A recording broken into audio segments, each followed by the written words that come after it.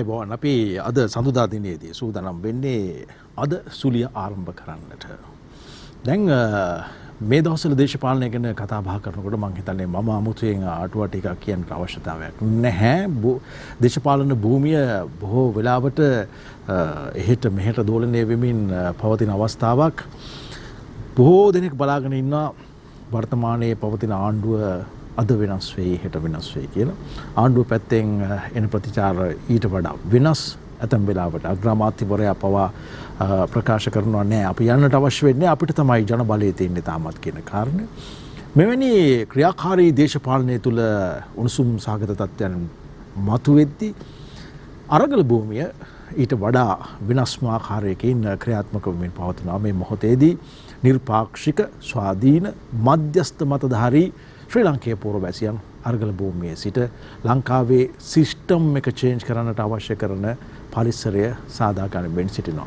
මේ තමයි වර්තමානයේ ලංකාවේ දේශපාලනය පිළිබඳව කතා බහ කරනකොට අපි රටක් විදියට මේ අභ්‍යන්තරයේත් ජාත්‍යන්තරයේත් සනිටුහන් වන සටහන බවට පත් වෙලා තිබෙන්නේ.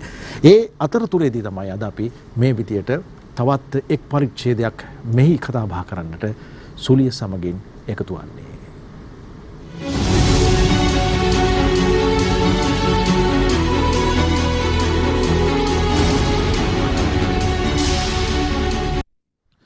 අපි පූර්ව ප්‍රචාරයන්හි දැනුම් දුන් පරිදිම අද අපේ සඳුදා දිනේ සුලිය සඳහා සහභාගී වී සිටින්නේ සමගී ජන බලවේගයේ ජාතික සංවිධායක හිටපු අමාත්‍ය වගේම වත්මන් පාර්ලිමේන්තු මන්ත්‍රී තිස්ස අත්තනායක මහත්මයා.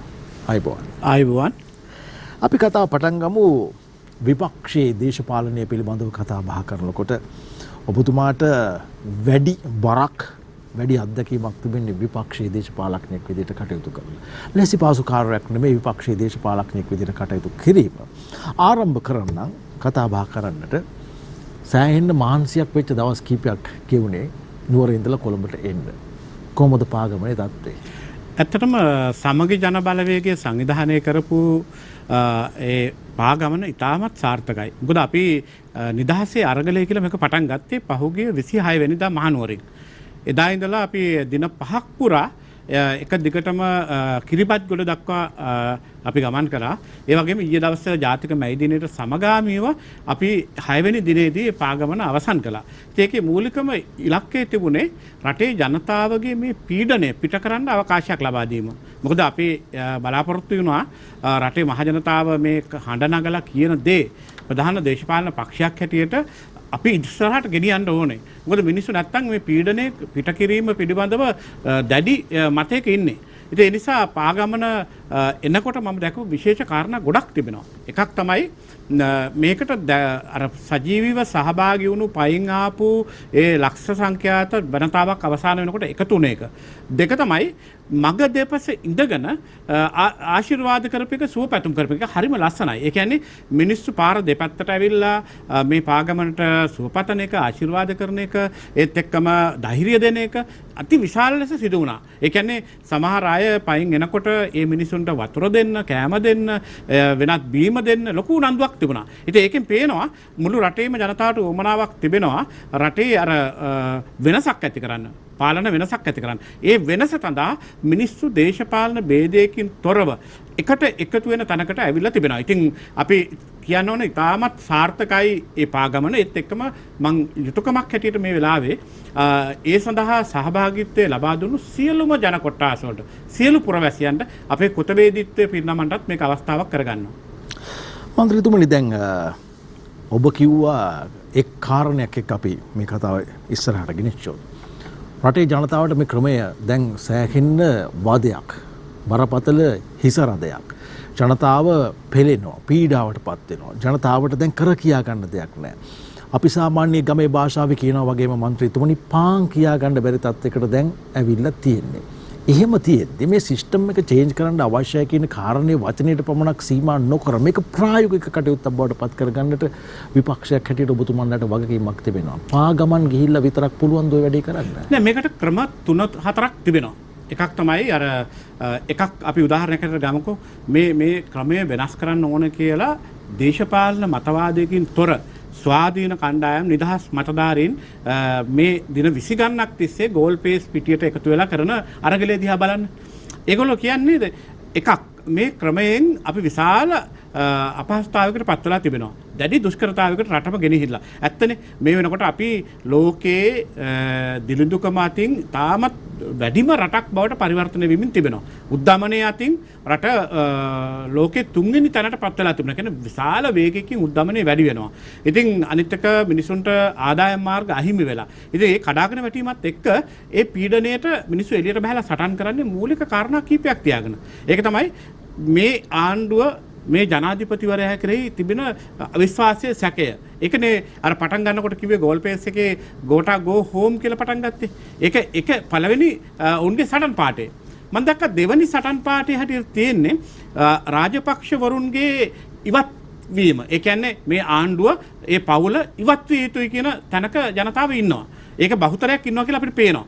තුන්වෙනුව ඔවුන් කියන වැදගත්ම කාරණයක් තියෙනවා. ඒක තමයි හොරකම, දූෂණය, වංචාව පිටු දකින දැඩි නීති පද්ධතියක් ආයුතුයි කියලා. ඒ කතාව මම දැක්කා මේ කාල සීමාවේ මිනිස්සු හිතනවා මේ නිසා තමයි රට දුප්පත් වෙලා තිබෙන්නේ. මේ නිසා තමයි රට මේ වගේ දූෂණ තත්ත්වයකට පත් වුනේ කියලා. 4 ඔවුන් කියන කතාව මේ රටේ සම්පත් වෙන රටවලට ගෙනහිල්ලා තියෙනවා නම්, හොරකම් කරලා තිබෙනවා නම්, වැරදි විදියට පරිහරණය කරලා තිබෙනවා නම් ඒවා සියල්ල යලි රටට ගේන්න අවශ්‍ය නීති සම්පාදනය කරන්න ඕන කියලා කියන්නේ. ඒතර මේ මූලික කාරණා 4ම ඉතාමත් යුක්තිසහගත හා සාධාරණ ක්‍රියා. මොකක්ද අපි විපක්ෂයට කරන්න තිබෙන්නේ? අපිට තිබෙනවා මේකේ පියවර කීපයක් යන්න. එකක් තමයි අපිට මේ රටේ ව්‍යවස්ථාවට අනුකූලව ගත හැකි පියවර. ඒ කිව්වේ ඇත්තට විධායක ජනාධිපති ධූරය පිළිබඳව තිබෙන දැඩි සැකය, අවිශ්වාසය සහ විරුද්ධත්වය මේක මතුවලා තිබුණා 1994 ඉඳලා. ඒතර 94 චන්ද්‍රිකා කුමාරතුංග මහත්මිය බලයට ආවේ ඔබට මතක නම් විධායක ජනාධිපති ක්‍රමය අහෝසි කරනවා කියලා පොරොන්දුව.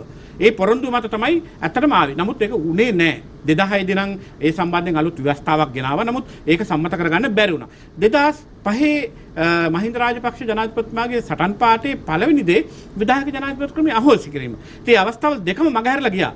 දැන් අපිට ඒකත් අවස්ථාවක් තිබෙනවා. මම විශ්වාස කරනවා මේ අවස්ථාව පාවිච්චි කරලා ඒ විධායක ජනාධිපති ධූරය අහෝසි කරලා යලි පාර්ලිමේන්තුවේට අගමැතිවරයෙක් ප්‍රමුඛ පාලනයක් ඇති කිරීමට පාර කපන ජනබලයක් තමයි ගොඩනැගිලා තිබෙන්නේ. ඉතින් ඒක කරන්න අපි දැන් මැදිහත් වෙලා තිබෙනවා. දැන් බලන්න 21 වෙනි සංශෝධනය අපි පෞද්ගලික හක්කේ පාර්ලිමේන්තුවට ඉදිරිපත් කළේ මේ රටේ ජනතාවට පාර්ලිමේන්තුවට තිබුණු ඒ නිදහස් පරිසරය. කිව්වේ පාර්ලිමේන්තුව සතුව තිබුණු බලතල 19 වෙනි සංශෝධනයක් කරහා 20 වෙනි සංශෝධනයක් කරහා ජනාධිපතිවරයා පවරගත්තාම ඒක යලි ඉල්ලන සංශෝධනයක් අපි පාර්ලිමේන්තුවට ඉදිරිපත් කළා තිබෙනවා. ඒක අපිට ගන්න පුළුවන් එක ක්‍රියාමාර්ගයක්. ඒත් එක්කම අපි ඒකට බද්ධ කළා විධායක ජනාධිපති ක්‍රමයේ අහෝසි කිරීම කියන අලුත් වගන්තියකුත්. එතකොට මේක සම්මත කරගන්නට අපිට හැකියාවක් ලැබුණොත් මේ පාර්ලිමේන්තුවේ එන සති කිහිපය ඇතුළත එනම් ලබාගත් ලොකුම ජයග්‍රහණය. මොකද එතනින් පස්සේ දේශපාලනයේ ජනතා පාලනයක් ඇති කරන්න නම් මහජනතාව තෝරලා දෙන්න ඕනේ. ඉතින් ඒකට අපි යනවා. ඉතින් අපි ඒකට සඳහා පියවර කීපයක් දැන් ගනිමින් තිබෙන්නේ. මන්ත්‍රීතුමනි දැන් මෙහෙම හිතන්නකෝ මේ ජනාධිපතිවරයා 2019 තමයි නොවැම්බර් මාසේ ජනාධිපතිවරණයෙන් ජනාධිපති ධූරයට පත් වෙන්නේ. එතකොට ඒත් එක්ක ප්‍රතිවාදීව තරඟ කරේ වර්තමානයේ සමගි ජන බලවේගයේ නායකයා ඔබතුමන්ලාගේ නායකයා සජිත් ප්‍රේමදාස මහත්තයා. දැන් එතුමා එදා ජනාධිපති ධූරයට පත් වුණා නම් ඔබ කියන්නේ අද මේ වගේ තත්ත්වයක් නැහැ කියලාද? ඇත්තටම මේ අර්බුදය කළමනාකරණය කරගන්න මීට වඩා හොඳින් ක්‍රියා කරනවා කියලා කියන්නේ. මම ඒක නිකන් නෙමෙයි කියන්නේ. ඒකට හේතුව තමයි දැන් මේ ඇත්තටම අපි මුණ දුන්නා 2019 ජනාධිපතිවරණ ඉවර වෙලා ටික කාලයකට පස්සේ කොවිඩ් වසංගත තත්ත්වයකට මුණ දුන්නා. ඒක ඇත්ත. ලෝකේ ලොකුම අර්බුදයක් ඒක.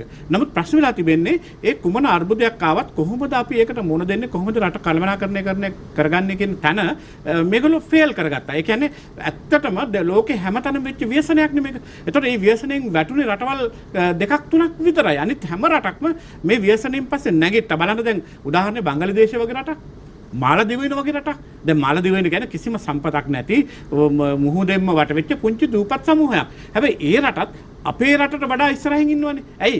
එයා කළමනාකරණය කරගත්තා. ඒකයි මම කියන්නේ සජිත් ප්‍රේමදාස මැතිතුමා මේ මොහොතේ ජනාධිපතිවරයා වෙලා හිටියනම් එකක් මේ කඩාගෙන වැටෙන ආර්ථික අවපාතයන් වලට මුහුණ දෙන්න පුළුවන් මූලික සැලසුමක් ඇතුව වැඩ කරනවා. දැන් උදාහරණයක් කියන්න පුළුවන් දැන් 2020 ඇත්තටම මේ රටේ කඩාගෙන වැටීම පෙනුණා. වියත් අය කිව්වා ආර්ථික විශේෂඥයෝ කිව්වා මෙන්න මේ තත්ත්වයට රට යමින් තිබෙනවා. මොකක්ද මේකට කරන්නේ? ඒකට ගත යුතු පියවර කීපයක් යෝජනා කරා. පාර්ලිමේන්තුවේදී අපි විපක්ෂය හැටියට ඒ යෝජනාව කරා. මොකද්ද? එක මේ අර්බුදය විසඳා ගැනීම සඳහා යම් ආකාරයක ජාතික සැලසුමක් ඇතිව වැඩ කරන්න කියලා. දැන් ඒ සැලසුමක් ඇතිව වැඩ කරන්න උත්සාහ කළේ නැහැනේ. දැන් ඒකට උදාහරණ තමයි අපි කිව්වේ දැන් මේ එන සංචිත අර්බුදය විසඳ ගන්න යම් විදිහක ජාත්‍යන්තර මූල්‍ය අරමුදල වගේ තැනකට යන්න කියලා. ගිහිල්ලා සාකච්ඡා කරලා. මොකද ඒක රැකින් ගන්න පුළුවන් එකක් නෙවෙයි. දැන් බලන්න මුදල් අමාත්‍ය අලි සබ්රි මහතා ගිය සතියේ ඇමරිකාවට ගිහිල්ලා ජාත්‍යන්තර මූල්‍ය අරමුදලේ නියෝජිතයන්, ලෝක බැංකුවේ නියෝජිතයන් විවිධ අය හම්බුණා කියලා මල්ලක් කරගහගෙන ඉන්න හම්බුන්නේ නැහනේ. ඒවා සාකච්ඡා ඉස්සරහට යනවා. එතකොට ඒවා කොහොමද දෙන්නේ කියලා ඒවා ගේම්මට ලක් කරනවා. ඊළඟට ඒගොල්ලෝගේ කොන්දේසි එනවා. එතකොට ඒ වගේ ලොකු පියවර ගානකට යන්න ඕනේ. ඉතින් ඒවා 2000 පටන් ගත්තා නම් ඇත්තටම අපි මේ 2001 වෙනකොට අපිට යම් ආකාරයක ස්ථාවරත්වයකට එන්න තිබුණා. හැබැයි එහෙම ආවේ නැහැ. මොකද මහ බැංකුව සහ අනිකුත් නිලධාරීන් මුදල් අමාත්‍යාංශයේ ආණ්ඩුව කිසිම ආකාරයක ඒවා සැලකිල්ලකට දාන්න නැතුව හැම එකටම උත්තර දුන්නේ නැහැ. අපිට මේක පුළුවන්.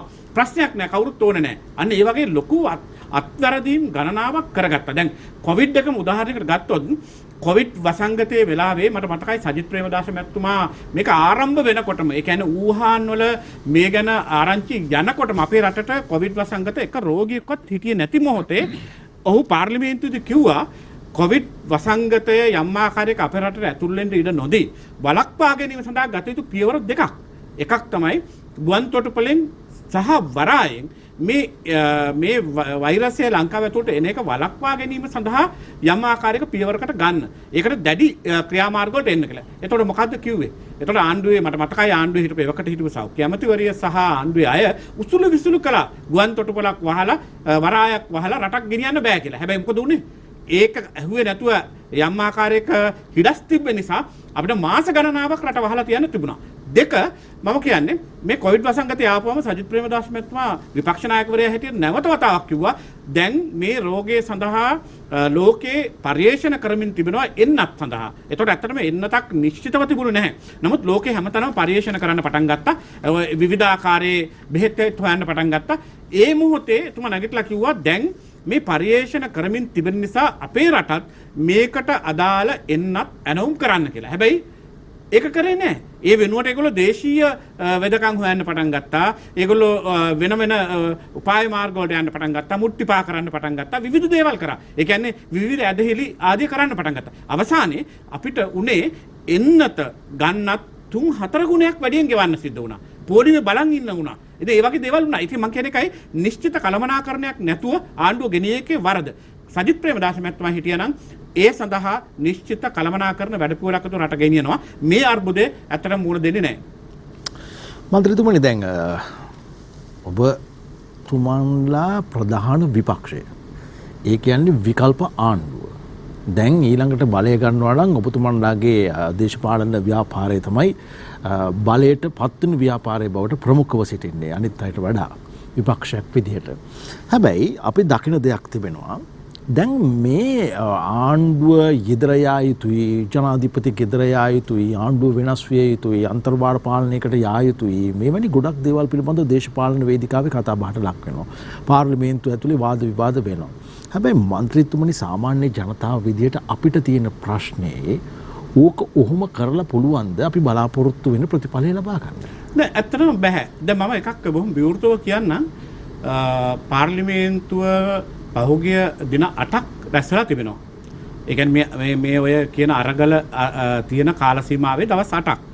මමත් ඒක පාර්ලිමේන්තුවේ පෙන්නලා දුන්නා. එහාට මෙහාට බැනගෙන බෝල පාස් කරමින් ක්‍රියා කිරීම හරහා මේ ප්‍රශ්නට උත්තරයක් හම්බෙන්නේ නැහැ. අපි මේකට උත්තරයක් හොයන්න ඕනේ. මොකක්ද? අරගල කරන අරගල භූමියේ ඉන්න ජනතාව පමණක් නෙවෙයි. එතන ඉන්න එක්තරා කොට්ටාසයක් විතරයි. හැබැයි මුළු රටම ඉල්ලන දෙයක් තියෙනවා. එහෙනම් ඒ දේ වෙනුවෙන් අපි පියවර කීපයකට යන්න ඕනේ. එකක් ඇයි මේ අරගලේ කරන්න මිනිස්සු පාරට බැස්සේ? ඇත්ත කිව්වොත් මිනිස්සුන්ට අරගලේ කරන්න පාරට බහින්න හේතුව තමයි ඒක දැනුණා රට අයාලේ යනවා කියලා. ඒ කියන්නේ ජනතාව ගැන බලන්නේ නැතුව ජනතාවගේ බරපතලම ප්‍රශ්නේ තමයි ජීවන වියදම ප්‍රශ්නේ. ඊළඟට අපි කවදාකවත් මුණ දුන්න නැති විදිහටම විදුලි අර්බුදයකුත් ආවා. ඇත්තට විදුලිය කපා හැරීම ඉතිහාසෙත් වෙලා තිබෙනවා. හැබැයි මේ අර්බුදය ඊට වඩා වෙනස් විදිහට පිපුරුවා. ඒත් එක්කම ඉන්ධන පෙට්‍රල් ඩීසල් නැති වෙන්න පටන් ගත්තා. ගෙදර උයා ගන්න ගෑස් එක නැති වෙන්න පටන් ගත්තා.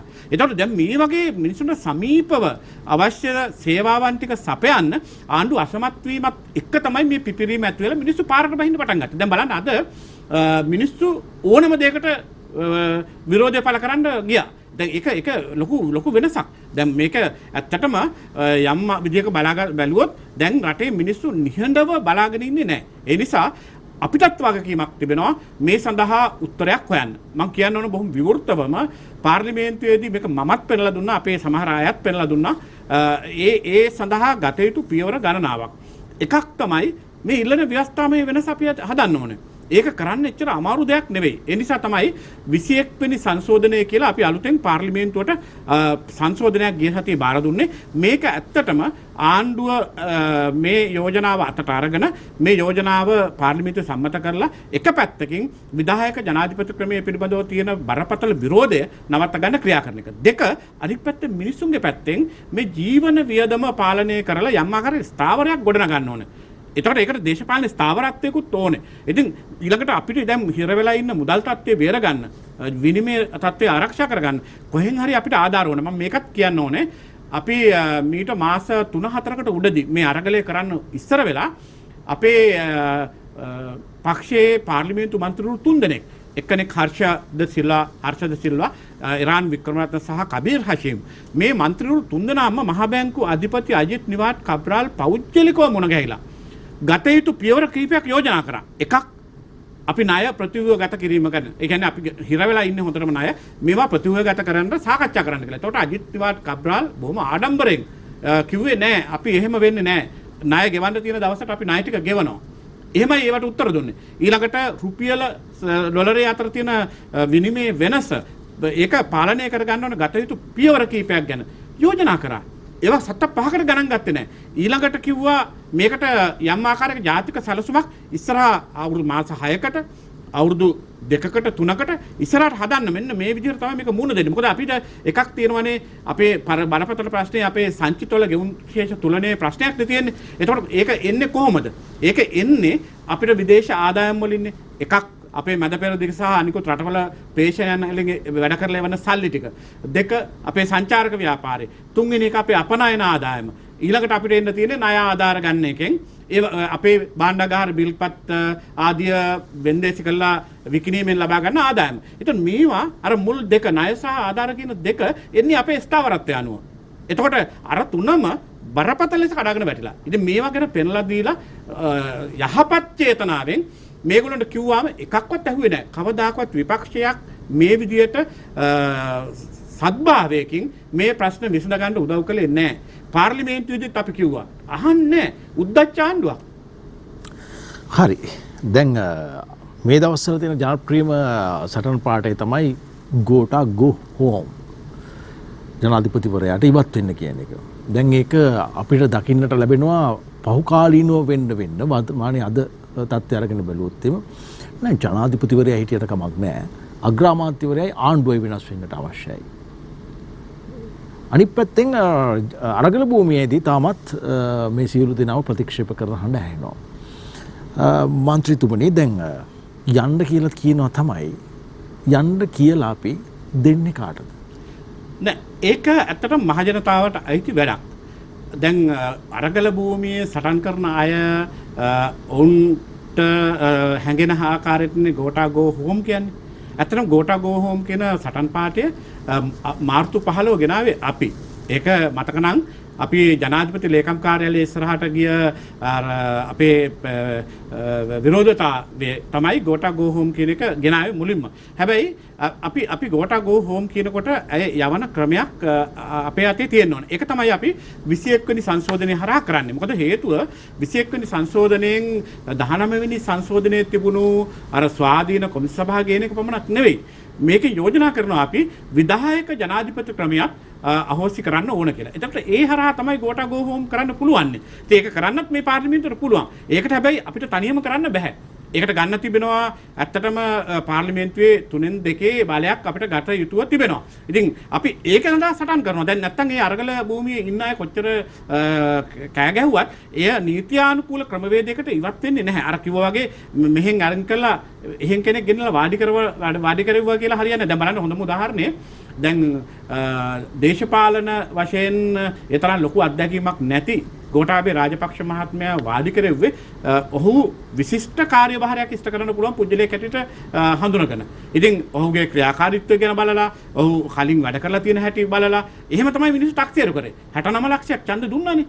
දැන් ඒ ඔහුගේ වටේ හිටිය ව්‍යාත්මක කණ්ඩායම කියන්නේ උගත්තු ව්‍යාත්මකයේ ඉන්න සමාජිකයන් කණ්ඩායම. ඉතින් මිනිස්සු හිතුවා ලොකු පරිවර්තනයක් කරයි කියලා. හැබැයි මේ පරිවර්තනය වුණේ නැහැ. ඒ නිසා දැන් මිනිසුන්ට එහෙම විශ්වාසයක්වත් නැහැ. ඒ නිසා මේ රටේ ප්‍රජාතන්ත්‍රවාදී ක්‍රමවේදයට අනුව නම් සහ අපේ ව්‍යවස්ථාවට අනුව නම් අපිට පුළුවන්කම තිබෙන්නේ දැන් මේ දැඩි විරෝධයක් තියෙන කාරණය ඉවත් කිරීම සඳහා 21 වෙනි සංශෝධනයේ හරහා පියවරක් ගැනීම පමණයි. එතකොට පාර්ලිමේන්තුවට පුළුවන් අගමැතිවරයෙක් සහ කැබිනට් මණ්ඩලයක් සහිතව පාර්ලිමේන්තුවේ හරහා රට පාලනය කරන්න. මන්ත්‍රීතුමනි ඔබ විශ්වාස කරනවාද මේ සියලු අර්බුදවලට මූලික වෙලා තියෙන්නේ මේ ව්‍යවස්ථාව? එහෙම නැත්නම් මේ විධායක ජනාධිපති ධූරය, පාර්ලිමේන්තුවට බලය අහිමි වීම, පාර්ලිමේන්තුව නිකන් රූකඩයක් බවට පත් වී තිබීම සහ ජනාධිපතිවරයා යටතේ තියෙන ආයතනයක් බවට පත් වී තිබෙන මෙන්න මේ කියන කාරණා තමයි මේ වෙන ප්‍රශ්න වලට මූලිකව බලපෑම. රටේ ජනතාවට මේ ව්‍යවස්ථාව ගැන හෝ මේ පාර්ලිමේන්තුව ගැන හෝ එහෙම නැත්නම් ඒ පාර්ලිමේන්තුව ඇතුලේ සිද්ධ වෙන්නා වූ සමහර කාරණා ගැන හෝ එහෙම වගේ වගක් නැහැ. ඔව් ඒක ඇත්ත. ඔබ කියන එක. දැන් මේ සියලු අර්බුද වලට හේතුව විධායක ජනාධිපති ක්‍රමයේද එහෙම නැත්නම් මේ පාර්ලිමේන්තුවද එහෙම නැත්නම් නිසි කළමනාකරණයක් නොමැතිකමද? ඉතින් දැන් මිනිස්සු වගකීම් බාර දෙනවානේ අවුරුදු 5කට වතාවක් ජනාධිපතිවරයෙකුට අගමැතිවරයෙක් ප්‍රමුඛ ආණ්ඩුවකට. එතකොට දැන් මේ සියල්ලටම පුළුවන් වෙන්න ඕනේ යම් ආකාරයක රට කළමනාකරණය කරලා ඉස්සරහට ගෙනියන්න. ඒකට ජාතික වැඩපිළිවෙලක් තියෙන්න ඕනේ. ඉතින් අපි කනගාටු වෙන්න ඕනේ ඉතිහාසයේ ඉඳලා අඩුපාඩු ගොඩක් සිද්ධ වෙලා තිබෙනවා. ඒ සියලුම දෙනා වර්ධිකාරෝ කියලා මම කියනවා නෙවෙයි. නමුත් ප්‍රශ්න වෙලා තියෙන්නේ ඉතිහාසයේ ඉඳලා අපි වරද්දගත් දෙයක් තමයි රටට ජාතික ප්‍රතිපත්ති කියලා දෙයක් තිබුණේ නැහැ. ඒක දේශපාලඥයන්ගේ පැත්තෙන් පමණක් නෙවෙයි නිලධාරීන්ගේ පැත්තට ලොකු අඩුවක් තියෙනවා. ඇයි? දේශපාලඥයෝ වෙනස් වෙනකොට ආණ්ඩුව වෙනස් වෙනකොට නිලධාරි වෙනස් වෙනකොට ප්‍රතිපත්ති වෙනස් වෙන තත්යකට ගිහිලා තමයි අපි මේ අදගෙන වැටුනේ. දැන් බලන්න හොඳම උදාහරණය මම කියන්නේ දැන් යහපාලන ආණ්ඩුව කාලේ ලංකාවට ලොකු විනිමය ආධාරයක් ආවා මිලේනියම් චැලෙන්ජ් ගිවිසුම හරහා MCC ගිවිසුම කියලා කිව්වේ. එතකොට ඒ හරහා ඩොලර් මිලියන 450ක් මේ ඩොලර් මිලියන 450 ආවේ කුමටද? ඒක මිලේනියම් චැලෙන්ජ් කියලා මේ ඇමරිකාවේ ඒ පදනම හරහා ලෝකේ තෝරාගත්ත රටවල් වලට වාර්ෂිකව ප්‍රදානය කරන සංවර්ධන ආධාරයක්. දැන් මේක හරහා අපි යම් ආකාරයක අපේ රටේ සංවර්ධනයේ යම් වැඩපිළිවෙලක් ක්‍රියාත්මක කරන්න උත්සාහ කරනකොට ඒකට එවකට සිටි විපක්ෂයේ හැටියට වත්මන් ආණ්ඩුවේ අය පෙරලා දුන්නේ මහා රකුසෙක් ඇවිල්ලා මේ අපිව ගෙල ගන්න හදනවා කියලා. ඩොලර් බිලියන 450ක් අපිට නැතුණා ඒ හේතුව නිසා. එතකොට ඒක සාකච්ඡා කරලා අවුරුදු ගණනාවක ප්‍රතිඵලයක් තමයි ඒ ආවේ. නැතුව එක රැකින් ආපු එකක් නෙවෙයි. එතකොට ඕක මට මතකයි 2001 ඉඳලා ලංකාව සාකච්ඡා කරා මිලේනියම් චැලෙන්ජ් කෝපරේෂන් ඒ එග්‍රීමන්ට් එක අනුව අපි අපේ රටට ආධාර ගන්න. නමුත් ඒක අවසාන වශයෙන් ආවේ 2018 ආපු අවස්ථාවේ ජනාධිපතිවරණය ආපුවම ජනාධිපතිවරණ කාල සීමාවේ මේක මහා රකුසෙක් ඇටියට මවලා අවසානයේදී මේ ආණ්ඩුව පිට තමයි මෙතනට ආවේ. ඒගොල්ලෝ ප්‍රතික්ෂේප කරා. ඩොලර් මිලියන 450ක්. බලන්න මොන තරම් අදූරදර්ශී වැඩක්ද කියලා. දෙක මම දැක්කා ජපානයෙන් අපිට දුන්න බොහොම දශම ගානක පොලියට මොනෝරේල් පද්ධතිය අර සැහැල්ලු දුම්රිය පද්ධතිය. දැන් මේ දුම්රිය පද්ධතිය ඔක්කොම ගිවිසුම අසං කරලා තිබියදී මොකක්ද ආණ්ඩුව කරේ? ආණ්ඩුව ආපුවාම පහුගිය ආණ්ඩුවෙන් තමයි ඒක යෝජනා කරලා මුදල් ආධාර අරගෙන බොහෝම අඩු ප්‍රතිශතයෙන් කොළඹ නගරයේ ප්‍රවාහන පද්ධතිය වැඩි දියුණු කිරීම සඳහා යෝජනා කරපු සැහැල්ලු දුම්රිය පද්ධතිය. ඒ කියන්නේ ගමනාගමනයට වැඩි වාහන එතකොට අඩු කරන්න පුළුවන්. ඒ හරහා කාර්යාල සහ මිනිස්සුගේ පහසුකම් වැඩි කරන්න. එතකොට ඒක මේගොල්ලෝ ගිය ආණ්ඩුවේ කියලා නවත්තලා දැම්මා. මම කියන්නේ මේ එක ආණ්ඩුවක ප්‍රශ්නයක් ගැන නෙවෙයි. මේ ප්‍රතිපත්ති නොමැතිකම නිසා විශාල මුදලක් අපිට නැතුණා. අර MCC ගිවිසුමේ සල්ලි අපි ගත්තේ නැතුණාම කොහෙද ගියේ? නේපාලෙට ගියා. නේපාලේ ඒ ආයෝජනය සිදු වෙනවා. කොච්චර ලොකු මුදලක්ද කියලා බලන්න. එතන මේ දෙකෙන් විතරක් ඩොලර් මිලියන 7-800ක් අපිට අහිමි වුණා. ඉතින් මේ වගේ තීන්දුව ගත්තාම මොකද්ද රටට වෙන්නේ? ඒ නිසා රටට ප්‍රතිපත්තියක් ඕනේ. ඒ කියන්නේ ආණ්ඩුව වෙනස් වීම නෙවෙයි වැදගත්කම තිබෙන්නේ. නිලධාරි අගමැති ජනාධිපති වෙනස් වීම නෙවෙයි වැදගත්කම තිබෙන්නේ. රටේ අධ්‍යාපනය ගැන වෙන්න පුළුවන්, ප්‍රවාහනය ගැන වෙන්න පුළුවන්, එහෙම නැත්නම් මහා මාර්ග ගැන වෙන්න පුළුවන්, ආයෝජන ගැන වෙන්න පුළුවන්, අපේ රටේ ජාතික වශයෙන් වැදගත් වෙන කුෂ්කර්මය ගැන වෙන්න පුළුවන්. කුමන පද්ධතියක් ගත්තත් ප්‍රතිපත්තියක් ඕනේ. ඒ අඩුපාඩුව නම් අපි සියලු දෙනා බාර ගන්න ඕනේ. ප්‍රතිපත්තිවල තිබෙන අඩුපාඩුකම් නිසා අපේ කඩාගෙන වැටීම යම් ආකාරයක සිදුුණයි කියලා පිළිගන්න ඕනේ. ඊළඟ එක තමයි රටේ මිනිස්සු බලාපොරොත්තු වෙන්නේ කුමක්ද ආණ්ඩුවක් පත් කරලා. ආණ්ඩුවක් පත් කරලා මිනිස්සු බලාපොරොත්තු වෙන්නේ ඔවුන්ගේ ජීවන තත්ත්වය යම් ආකාරයක ස්ථාවරත් කරගන්න. ඊළඟට ආරක්ෂාව. ඔවුන්ට රටක් පුරවැසියන් හැටියට ආරක්ෂාවක් ඕනේ, අභිමානයක් ඕනේ. ඉතින් මේ ටික දෙන්න බැරි නම් එතන ආණ්ඩුවක් නැහැ. මෙතන උනේ ඇත්තටම මේ අරගලේ එක දෙයක් තමයි මේ එකක්වත් නැහැ. ජීවත් වෙන්න මොන පරිසරයක ගොඩ නැගුණෙත් නැහැ. ආරක්ෂාවක් නැහැ. ඉතින් ඔවුන්ට රට පිළිබඳව ලොකු කලකිරීමකුත් ඇති වුණා. මේවත් එක්ක අද පුරවැසියන් අනාරක්ෂිත බව නිසා තමයි පාරට බහැලා මේ සටන් කරන්නේ. ඉතින් මේකට විසඳුමක් හොයන්න ඕනේ. ඒ විසඳුම තමයි කෙටි කාලීන විසඳුමකට අපි ඉක්මනින් එන්න තියෙනවා. ඒ ඉක්මනින් එන්න කියලා කියන්නේ මේ වැඩි වෙන ජීවන වියදම අද පරිප්පු කිලෝයක රුපියල් 500න් එහා ගිහිල්ලා. ඒක තාමත් බරපතල. ඒ නිසා ජීවන වියදම යම් ආකාරයක ස්ථාවර කරගන්න ආණ්ඩුව කළ යුතු වහා පියවර කීපයක් තිබෙනවා. ඒක තමයි රටේ මේ ඩොලරය සහ රුපියල අතර මේ පාවීම හරහා දිනපතා රුපියල් 10ක් 15ක් වැඩි වෙන එක නවත්ත ගන්න ක්‍රියා නොකළොත් පරිප්පු කිලෝයක රුපියල් 1000ක් වෙයි. තව මාස 6ක් යනකොට. ඒක වළක්වන්න බෑ. දැන් පෙට්‍රල් ඩීසල් වැඩි වෙච්ච වැඩිවිල්ල දිහා බලපුවාම තව මේක දෙගුණයක් වෙන්න ඉඩ තිබුණා මේකට පාලනය නොකරගත්තොත්. ඉතින් මම දැක්ක මහ බැංකුවේ අධිපතිතුමා කියලා තියෙනවා අපි මේ දැන් ආර්ථිකය කියන වාහනේ පල්ලමකට යන්නේ ප්‍රපාතයකට යන්නේ ඒක දැන් බ්‍රේක් ගහ ගන්නයි උත්සාහ කරන්න කියලා. ඉතින් අද තිබුණා අපේ පක්ෂයේ මන්ත්‍රීවරු දැනවත් කරන පෞද්ගලිකාංශයේ ව්‍යවසායකයන්ගේ කතිකාවක් ඒකේ ඇවිල්ලා හිටපු විත්වත් මහත්මයෙක් බොහොම පැහැදිලිව මේක විස්තර කළා කිව්වා මොකක්ද අපිට මේක ප්‍රපාතයට යන එක නවත්තන්න තව 6 මාසයක්වත් යනවා මේගොල්ලෝගේ මේ වැරදි කළමනාකරන ක්‍රියාමාලිය නිසා කියලා. ඇත්තටම මේක එතන ඉඳලා අපි අහපව හරවලා යලි අපි හිටපු තැනට එන්න අවුරුදු 5ක් 6ක් යනවා. ඒ කියන්නේ දැන් ලංකාවේ එක පුරවැසියෙක්ගේ ඒක පුජ්‍යල ආදායම ඩොලර් 2000ටත් වඩා අඩු මට්ටමකට වැටෙමින් තිබෙනවා. අපි 4000 හිටියේ. ඒක ක්‍රමානුකූලව 1000කින් 1200කින් අඩු වෙලා. ඉතින් බරපතල තත්ත්වයක්. ඉතින් මේකට වහා ආණ්ඩුව උත්තර හොයන්න ඕනේ. අපි සඳුදා දින සුලියත් සමග තමයි මේ ඉන්නේ. අද අපිත් එක්ක කතා බහ කරන්නේ සමගි ජන බලවේගයේ ජාතික සංවිධායක ඒ වගේම හිටපු අමාත්‍ය වත්මන් පාර්ලිමේන්තු මන්ත්‍රී තිස්ස අත්තනායක මැතිතුමා. අපි කතා බහ කරමින් සිටියේ මේ විරාමයට කලින් අපේ රටේ වර්තමානයේ ඇති වෙලා තිබෙන තත්ත්වය මේ දේශපාලනික අර්බුදය දැන් මේ ඇති තිබෙනා වූ ඛේදජනක තත්ත්වය සාමාන්‍ය පුරවැසියන් මුහුණ දී තිබෙනා වූ ඊටාම දුක්ඛදායී තත්ත්වය පිළිබඳව තමයි අපි කතා බහ කරමින් සිටින්නේ. දේශපාලන බලාධිකාරිය තුලින් පොදුවේ ගත්තාම කුමන දේශපාලන පක්ෂයක් හෝ වේවා ආණ්ඩු පක්ෂයේද විපක්ෂයේද කියන කාරණේ නෙමෙයි දේශපාලන බලාධිකාරිය තුලින් ජනතාව බලාපොරොත්තු වෙන දේ ඉෂ්ට සිද්ධ වෙන්නේ නැහැ කියන තැන තමයි සිවිල් ජනතාව ඉන්නේ. ඒ හින්දම තමයි ඔවුන් අරගලයේ මුද්‍රාව Tamanගේ අතට අරගෙන ගෝල් ෆේස් පිටියේ තමන්ගේ කඳවුරු බැඳගෙන මේ දේශපාලන ක්‍රමය වෙනස් කරන්නට අවශ්‍ය කරන මූලික පියවර තබන්නට සූදානම්ෙන් සිටින්නේ. මන්ත්‍රීතුමනි දැන් ඊළඟ ප්‍රශ්නේ සිවිල් ජනතාව අතරට යනවා විපක්ෂයක් විදියට කරන්න ඕන කාර්යභාරය. ඔවුන් අතට අරගෙන තමයි ගෝල් ෆේස් පිටියට එන්නේ. ඔවුන් අතට අරගෙන තමයි ගෝඨාගම හදන්නේ. ඔවුන් අතට අරගෙන තමයි රටේ ජනතාවට ලැබෙන්න ඕනෑ කියන දේවල් පිළිබඳව ලබා ගන්නට අවශ්‍ය කරන අයිතිවාසිකම පිළිබඳව සටන් පාඨය පෙරට අරගෙන එන්නේ. හැබැයි ඉන් පස්සේ තමයි දේශපාලන බලාධිකාරිය බොහෝ වෙලාවට තිබුණාට වඩා සක්‍රිය වෙන්නට පටන් ගන්නෙ. මට ඔබතුමා කියන්න. Tamanගේ පරමාධිපත්‍ය බලයේ ඡන්දයකට සීමා කරන්නේ නැතුව රටේ තීරණාත්මක මොහොතකදී සිවිල් පුරවැසියා මෙවැනි ආකාරයකට Tamanගේ බලය පෙන්වන එක වාසිද අවාසිද නැත්නම් මේ දෙකම තියෙනවද? ලෝකේ දැන් ලොකු වෙනසක් ඇති වෙලා තිබෙනවා. ලංකාවේ මම දැක්කා 2015 ජනාධිපතිවරණයේදී සාමාන්‍ය පිල්වලට බෙදලා සටන් කරන දේශපාලනයේ නැති මධ්‍යස්ථ කොටසක් වැඩිපුර බිහි වෙනවා. අපි ඔකට කියන්නේ ෆ්ලෝටින් වෝටර්ස්ලා කියලා. ඒ කිව්වේ කලිමුත් ඔක තිබුණා. හැබැයි ඒක බොහොම අඩු ප්‍රතිශතයක්. ඔවුන්ට කළ හැකි බලපෑම ඉතාමත් අල්පයි. නමුත් 2015 පළවෙනි වතාවට සිවිල් බලය පැහැදිලිව ඉස්සරහට ආවා. මතක ඇති 2015 ජනාධිපතිවරණයේදී එහෙම අර ප්‍රධාන පක්ෂ දෙකට මැදින් යම් ආකාරයක සිවිල් බලවේග ඉස්සරහට එන්න පටන් ගත්තා.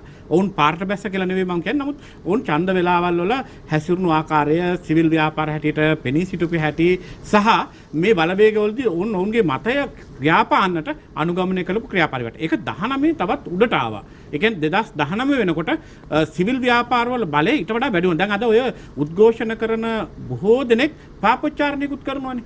ඔය අතන ඉන්න හැමෝම නෙවෙයි. නමුත් මට පේනවා බහුතරයක් දෙනාගේ රූපවාහිනිය යනවා. බහුතරයක් දෙනා කියන්නේ අපි මේ ජනාධිපතිවරයා ගේන්න හුඟක් මහන්සි වුණු අය.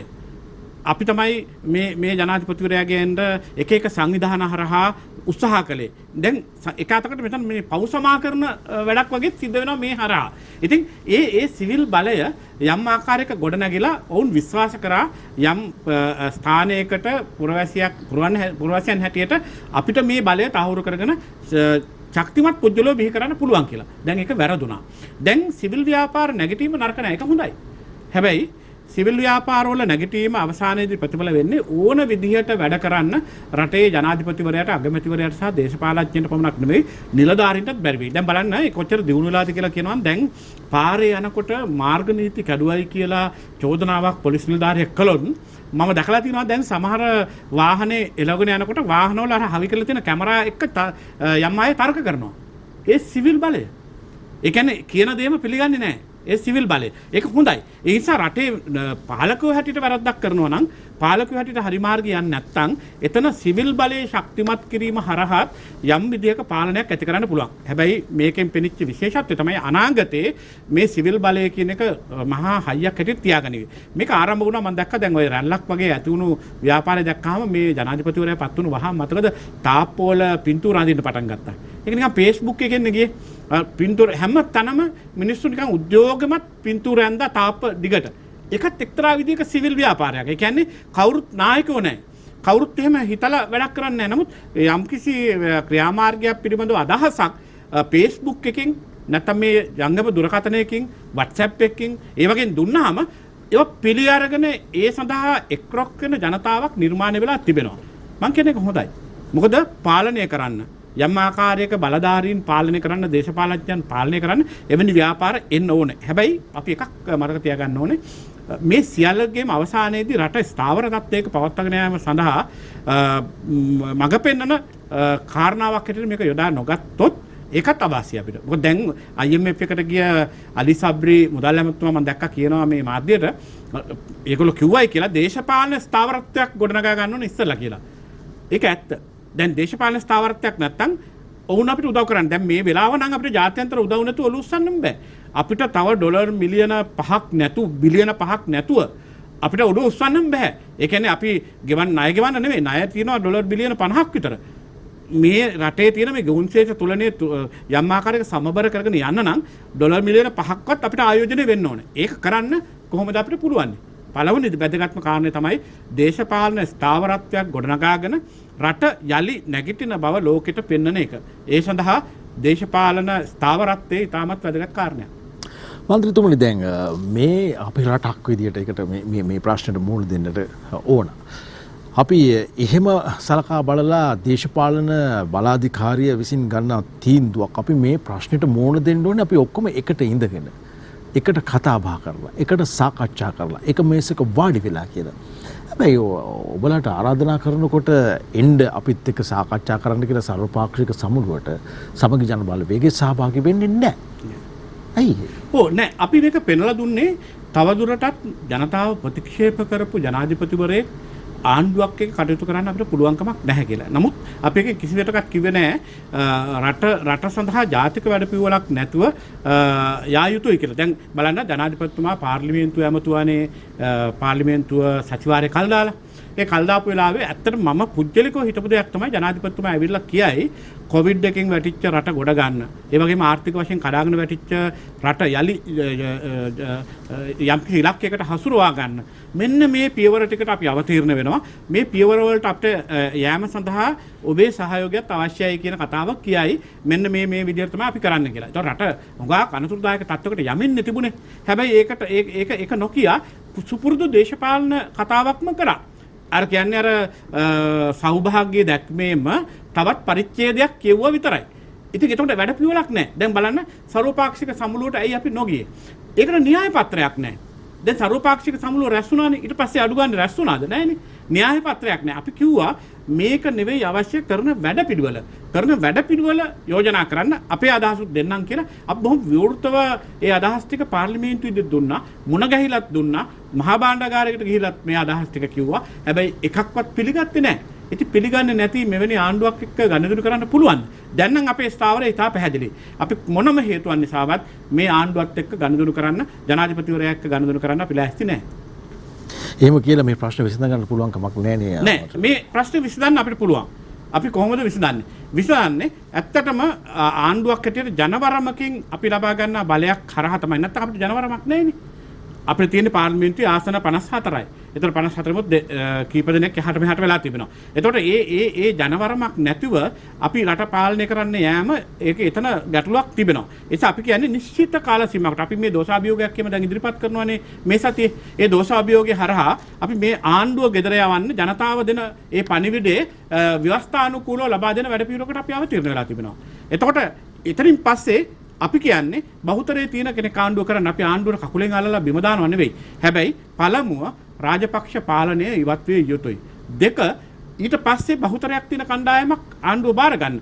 අපි ඒ සඳහා මඟ පෙන්වන සහ උදව් කරන වැඩ පිළිවෙල යනවා. හැබැයි නිශ්චිත කාල සීමාවකට කාලසටහනකට.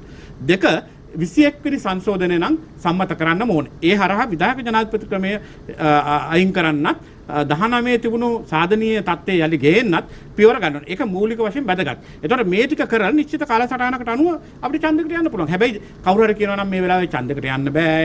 ඒක නිසා අපි එකතු වෙලා ජාතික ආණ්ඩුවක් හදන්න ඕන, අන්තර්කාලීන ආණ්ඩුව හදන්න ඕන, සර්වපාක්ෂික ආණ්ඩුව හදන්න ඕන. ওই විවිධ කතා කියනවනේ. ඔවා අසුන්දර කතා. දැන් ජාතික ආණ්ඩුවක් පහුගිය කාලෙත් තිබුණානේ. දැන් 2015 සියලු දෙනාම එකතු වෙලා ජාතික ආණ්ඩුවක් කියලා කතා අවසානයේ වෙන්නේ තමන් මෙහෙම එකතු වෙලා ඇමතිකම් අරගෙන වරප්‍රසාද බෙදා ගන්න එක විතරයිනේ. අපි කියන්නේ එහෙම කරන්න ඕන නැහැ. ලොකු කැපවීමක් අනාගතේ කරන්න වෙයි. ඊළඟ පාර්ලිමේන්තු කණ්ඩායමට සහ ආණ්ඩුවට මං හිතනවා ලොකු කැපවීමක් ඒ පැත්තෙන් අපිට කරන්න වෙනවා රට හදන්න. මන්ත්‍රීතුමනි දැන් ඊළඟ ප්‍රශ්නේ ජනාධිපතිවරයා ඉවත් කරගත යුතුයි කියන කාරණය සම්බන්ධයෙන් වැඩි සාකච්ඡාවක් තියෙනවා. මේකට දෝෂාභියෝගයක් ගෙනීමේ වැඩපිළිවෙලක් පිළිබඳවත් එහෙම් මෙහෙම් කණින් කොණින් අපිට අහන්නට ලැබෙනවා.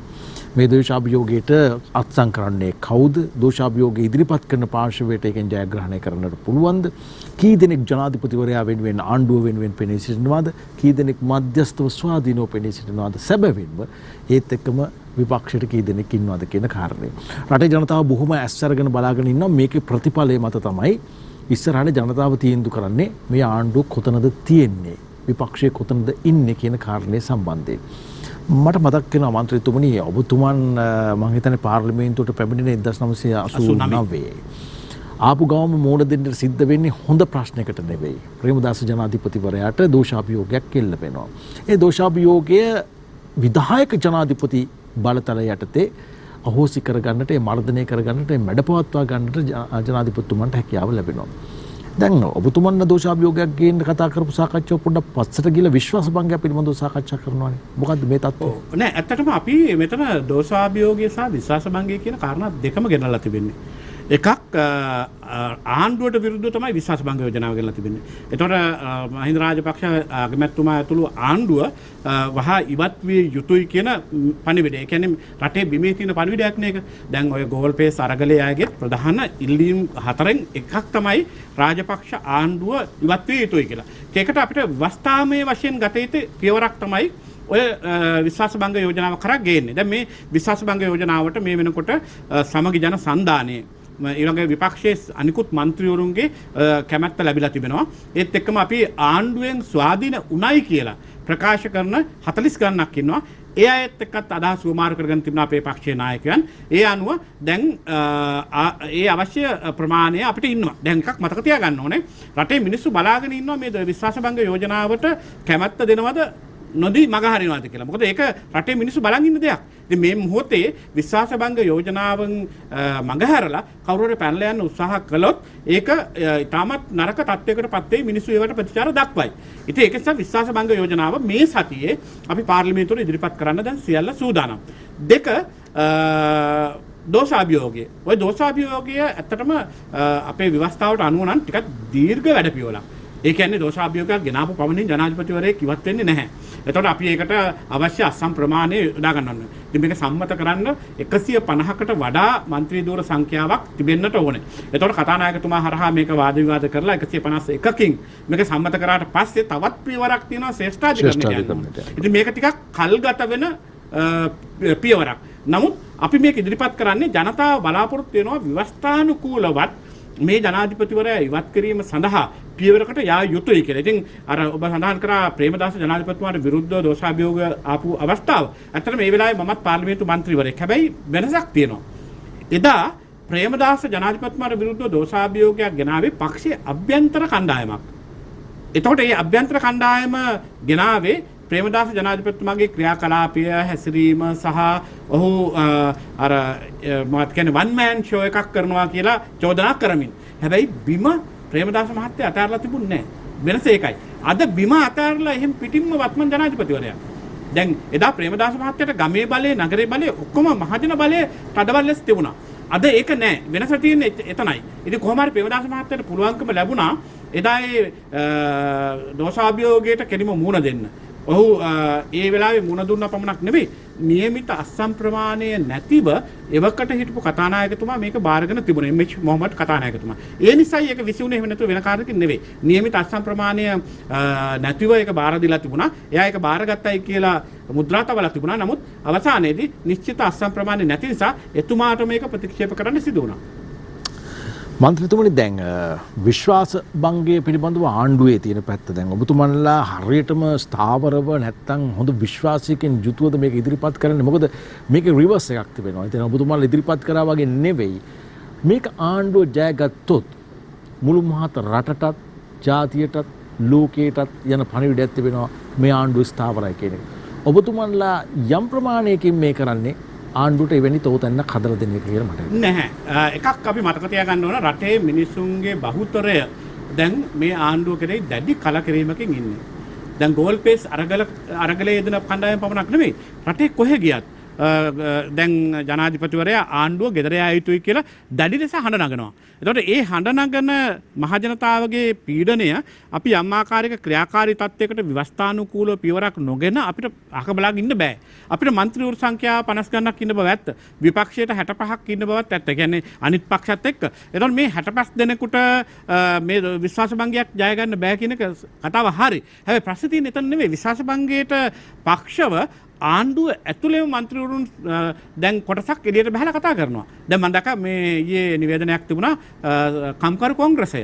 කම්කරු කොංග්‍රසය කෙලින්ම කියලා තිබුණා අපි මේ විශ්වාස භංග යෝජනාවට පක්ෂව ඡන්ද දෙනවායි කියලා. දැන් ඒ වගේ මන්ත්‍රී ස්වාධීන වෙච්ච මන්ත්‍රීවරු ආණ්ඩුව එක්ක ඉන්න අනිකුත් පක්ෂ 11 මන්ත්‍රීවරු මේගොල්ලන්ට තීරණයක් ගන්න වෙනවා. මොකද ඒ තීරණය මගහැරියොත් විශ්වාස භංගයකින් ආණ්ඩුව දිනුවයි කියලා රටේ මහජනතාව පිළිගත්ත ආණ්ඩුවක් වෙන්නේ නැහැ. මොකද මතක තියාගන්න හැම වෙලාවකම අපි අපේ බලය ආරක්ෂා වෙන බඳ දැන් විධායක ජනාධිපතිවරයා හැටියට ජනාධිපති ගෝඨාභය රාජපක්ෂ මහත්මයාට අගමැති මහින්ද රාජපක්ෂ මහත්මයාට විධායක බලයක් තිබෙනවනේ.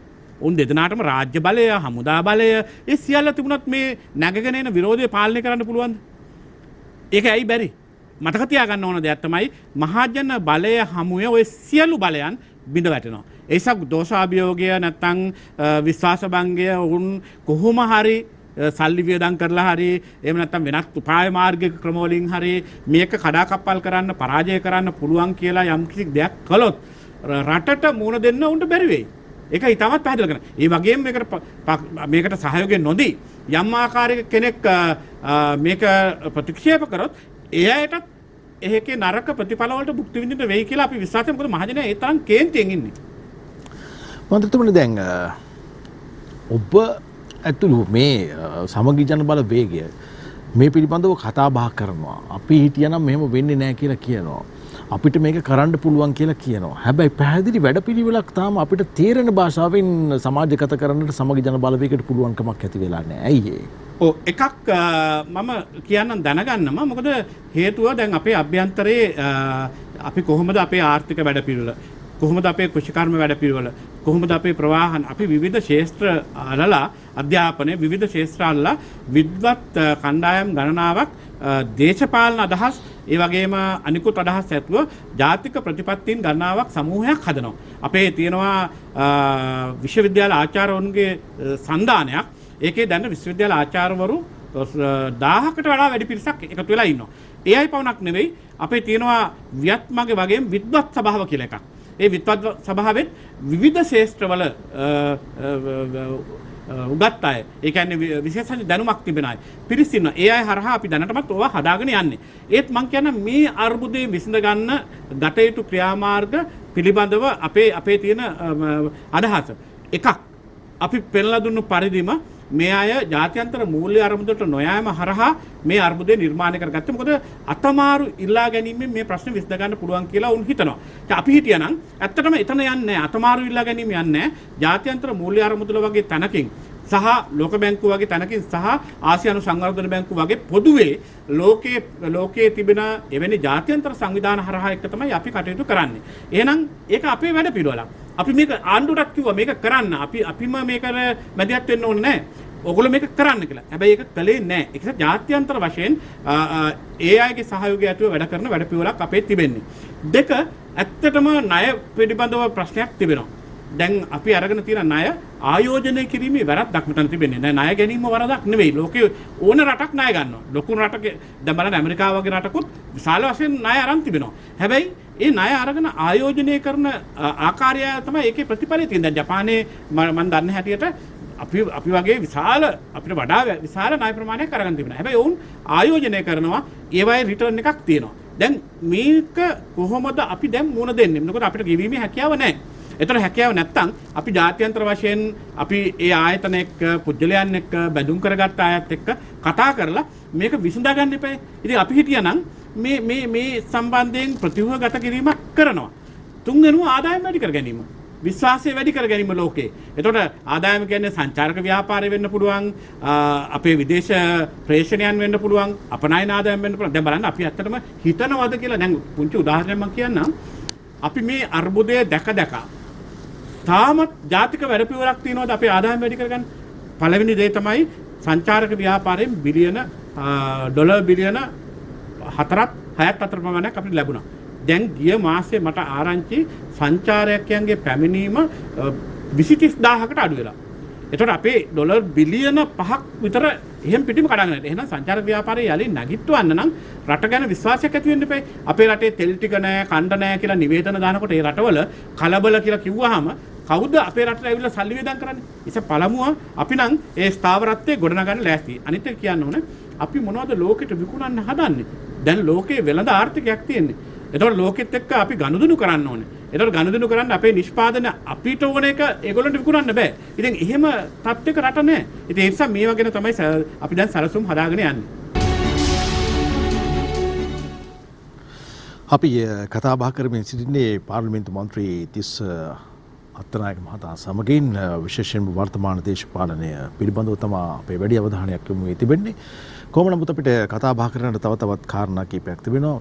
මම කැමති ඔබතුමන්ට මේ කාරණය සමහරක් වෙලාවට අදාළ වෙන්නත් පුළුවන් නොවෙන්නත් පුළුවන්. නමුත් වර්තමානයේ ඔබතුමා සිටගෙන සිටින දේශපාලන කඳවුරට මේ ප්‍රශ්නය අදාළ නිසා මම ඔබතුමාගෙන් මේ ප්‍රශ්නය අහන්නේ.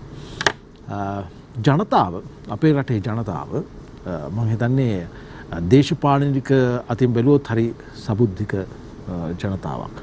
ඔවුන් තමන්ගේ පරමාධිපත්‍ය බලය පාවිච්චි කරමින් තමන්ට අවශ්‍ය කරන වෙනස්කම කරන්නට කිසිම වෙලාවක පසුබට වෙන්නේ නැහැ. එහෙම එක අවස්ථාවක් විදියට අපිට දකින්නට පුළුවන්කම තිබෙනවා 2015 ජනාධිපතිවරණය, ඉන්පසුව මහමැතිවරණය. නමුත් 2015 ජනාධිපතිවරණයේදී ඔබ හිටගන්නේ මහින්ද රාජපක්ෂ කියන චරිතයත් එක්ක. මම ඒකයි මේක ඔබට අදාළ වෙයිද නැද්ද කියන කාරණේ නෙමෙයි. නමුත් ඔබ ඉන්න දේශපාලන කඳවුර දැන් මේකට වග කිය යුතු නිසා. මේ ජනතාව ලබා දෙන්න 2015දී මෛත්‍රීපාල සිරිසේන මැතිතුමන්ව ජනාධිපති කරලා රනිල් වික්‍රමසිංහ මහත්තයාව අගමැති කරලා එක්සත් ජාතික පක්ෂයට ආණ්ඩුවක් ලබා දීලා මේක පක්ෂ දෙකක් එකට එකතු වෙලා ආණ්ඩු කරන තත්ත්වයට ඇවිල්ලත් අපිට බැරි වුණා නම් අපේ රටේ දේශපාලනය හැරවුම් ලක්ෂයක් ලබා ගන්නට දැන් පුළුවන්කමක් තිබේ කියලා ඔබට හිතනවද? ඔව් ඇත්තටම ඔබ කියපු කාර්යය නිවැරදි. අපිට ගෝල්ඩන් ඔපචුනිටි කීපයක් ලැබුණා. ඔය අවස්ථාව විතරක් නෙවෙයි. මට මතකයි සුනාමිය ආවේ 2004. එවකට චන්ද්‍රිකා කුමාරතුංග ජනාධිපතිවරිය හිටියේ. ඒ අවස්ථාව ඇත්තටම රට යම් ආකාරයක එක ප්‍රතිපත්තියක් හදාගන්න හොඳ අවකාශයක් තිබුණා.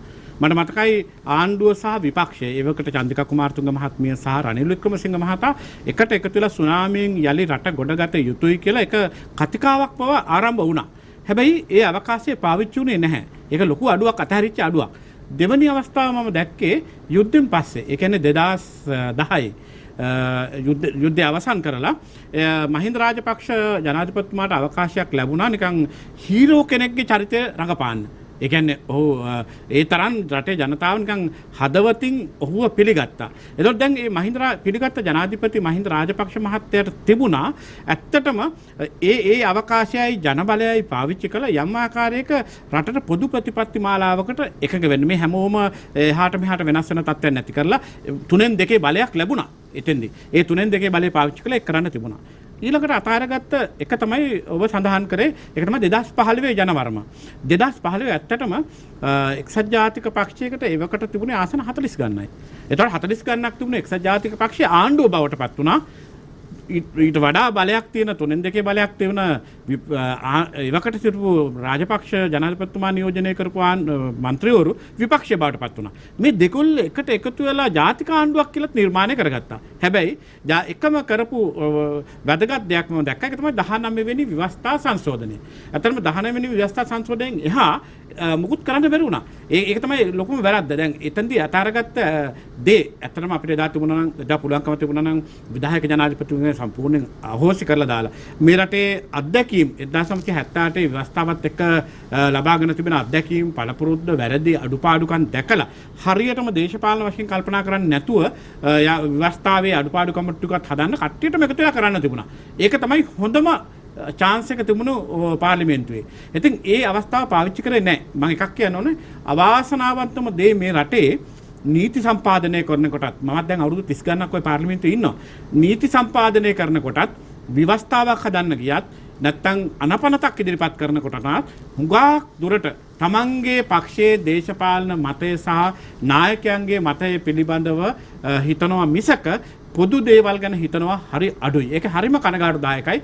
මමත් පක්ෂයක් නියෝජනය කරන මන්ත්‍රීවරයෙක් හැටියට කියන්නේ හුඟක් වෙලාවට අපිට වැරදුනේ ඔන්න ඔතන. ඒ කිව්වේ විවස්ථාවක් වගේ තැනක් ඒ වගේම නීතියක් වගේ තැනක් අපි හැදෙන්න ඕනේ රටේ පොදු මතයකට අනුව. ඉතින් එතෙන්දී තමන්ගේ පක්ෂයේ මතය ඉස්සරහට ගෙන හින්දා හුඟක් කඩාගෙන වැටීම් තිබුණා. ඉතින් දැන් අපිට 4 වෙනි අවස්ථාවකුත් ලැබිලා තිබෙනවා. ඒ 4 වෙනි අවස්ථාව තමයි මේ අරගලේ ප්‍රතිඵලයක් හැටියට රටම ඉල්ලන දේ ගැන අපි කල්පනා කරන්න ඕනේ. ඒකයි මම මුලින්ම පටන් ගන්නකොට කිව්වේ අරගල කරුවන් ඉල්ලන ප්‍රධාන ඉල්ලීම ඔය ගෝල් පේස් එකේ එකතු වෙලා ඉන්න කණ්ඩායම් පමණක් නෙවෙයි. මුළු රටේම ජනතාව තනින් තන වීදි බහැලා කියන කතාව. වීදි නොබැස්සත් ඔවුන් හදවතින් කියන කතාව දිහා බලපුවම ප්‍රධාන වශයෙන්ම මේ ක්‍රමවේදය වෙනස් කරේ. ඒ අය කියනවානේ සිස්ටම් චේන්ජ් එකක් කරන්න ඕන කියලා. ඒතර මේ ක්‍රමවේදය වෙනස් කළ යුතුයි කියලා නගන හඬට ඇහුම්කන් නොදුන්නොත් ඒක ඉතාමත් නරක තත්යකට රට යයි. ඒ නිසා පාර්ලිමේන්තුවට බෑ කාලේ නාස්ති කරන්න. පහුගිය දවස් 8 මම දැක්කා කතානායකතුමත් ඒ ගැන ප්‍රකාශයකුත් කළා තිබුණා. පක්ෂ විපක්ෂ අයත් සමහර අවස්ථාවල හුඟක් හොඳ අදහස් ඉදිරිපත් කරා. නමුත් මේකට කවුරුත් නායකත්වය දෙන්නේ නැහැ. එතන නායකත්වය නොදීම නිසා තමයි මේ යමක් ක්‍රියාවට නැංවෙන්නේ නැත්තේ. ඒ නිසා බලන් ඉන්න කෙනා කියන්න පුළුවන් ওই පාර්ලිමේන්තුවේ රැස්වල වැඩක් තියෙනවද?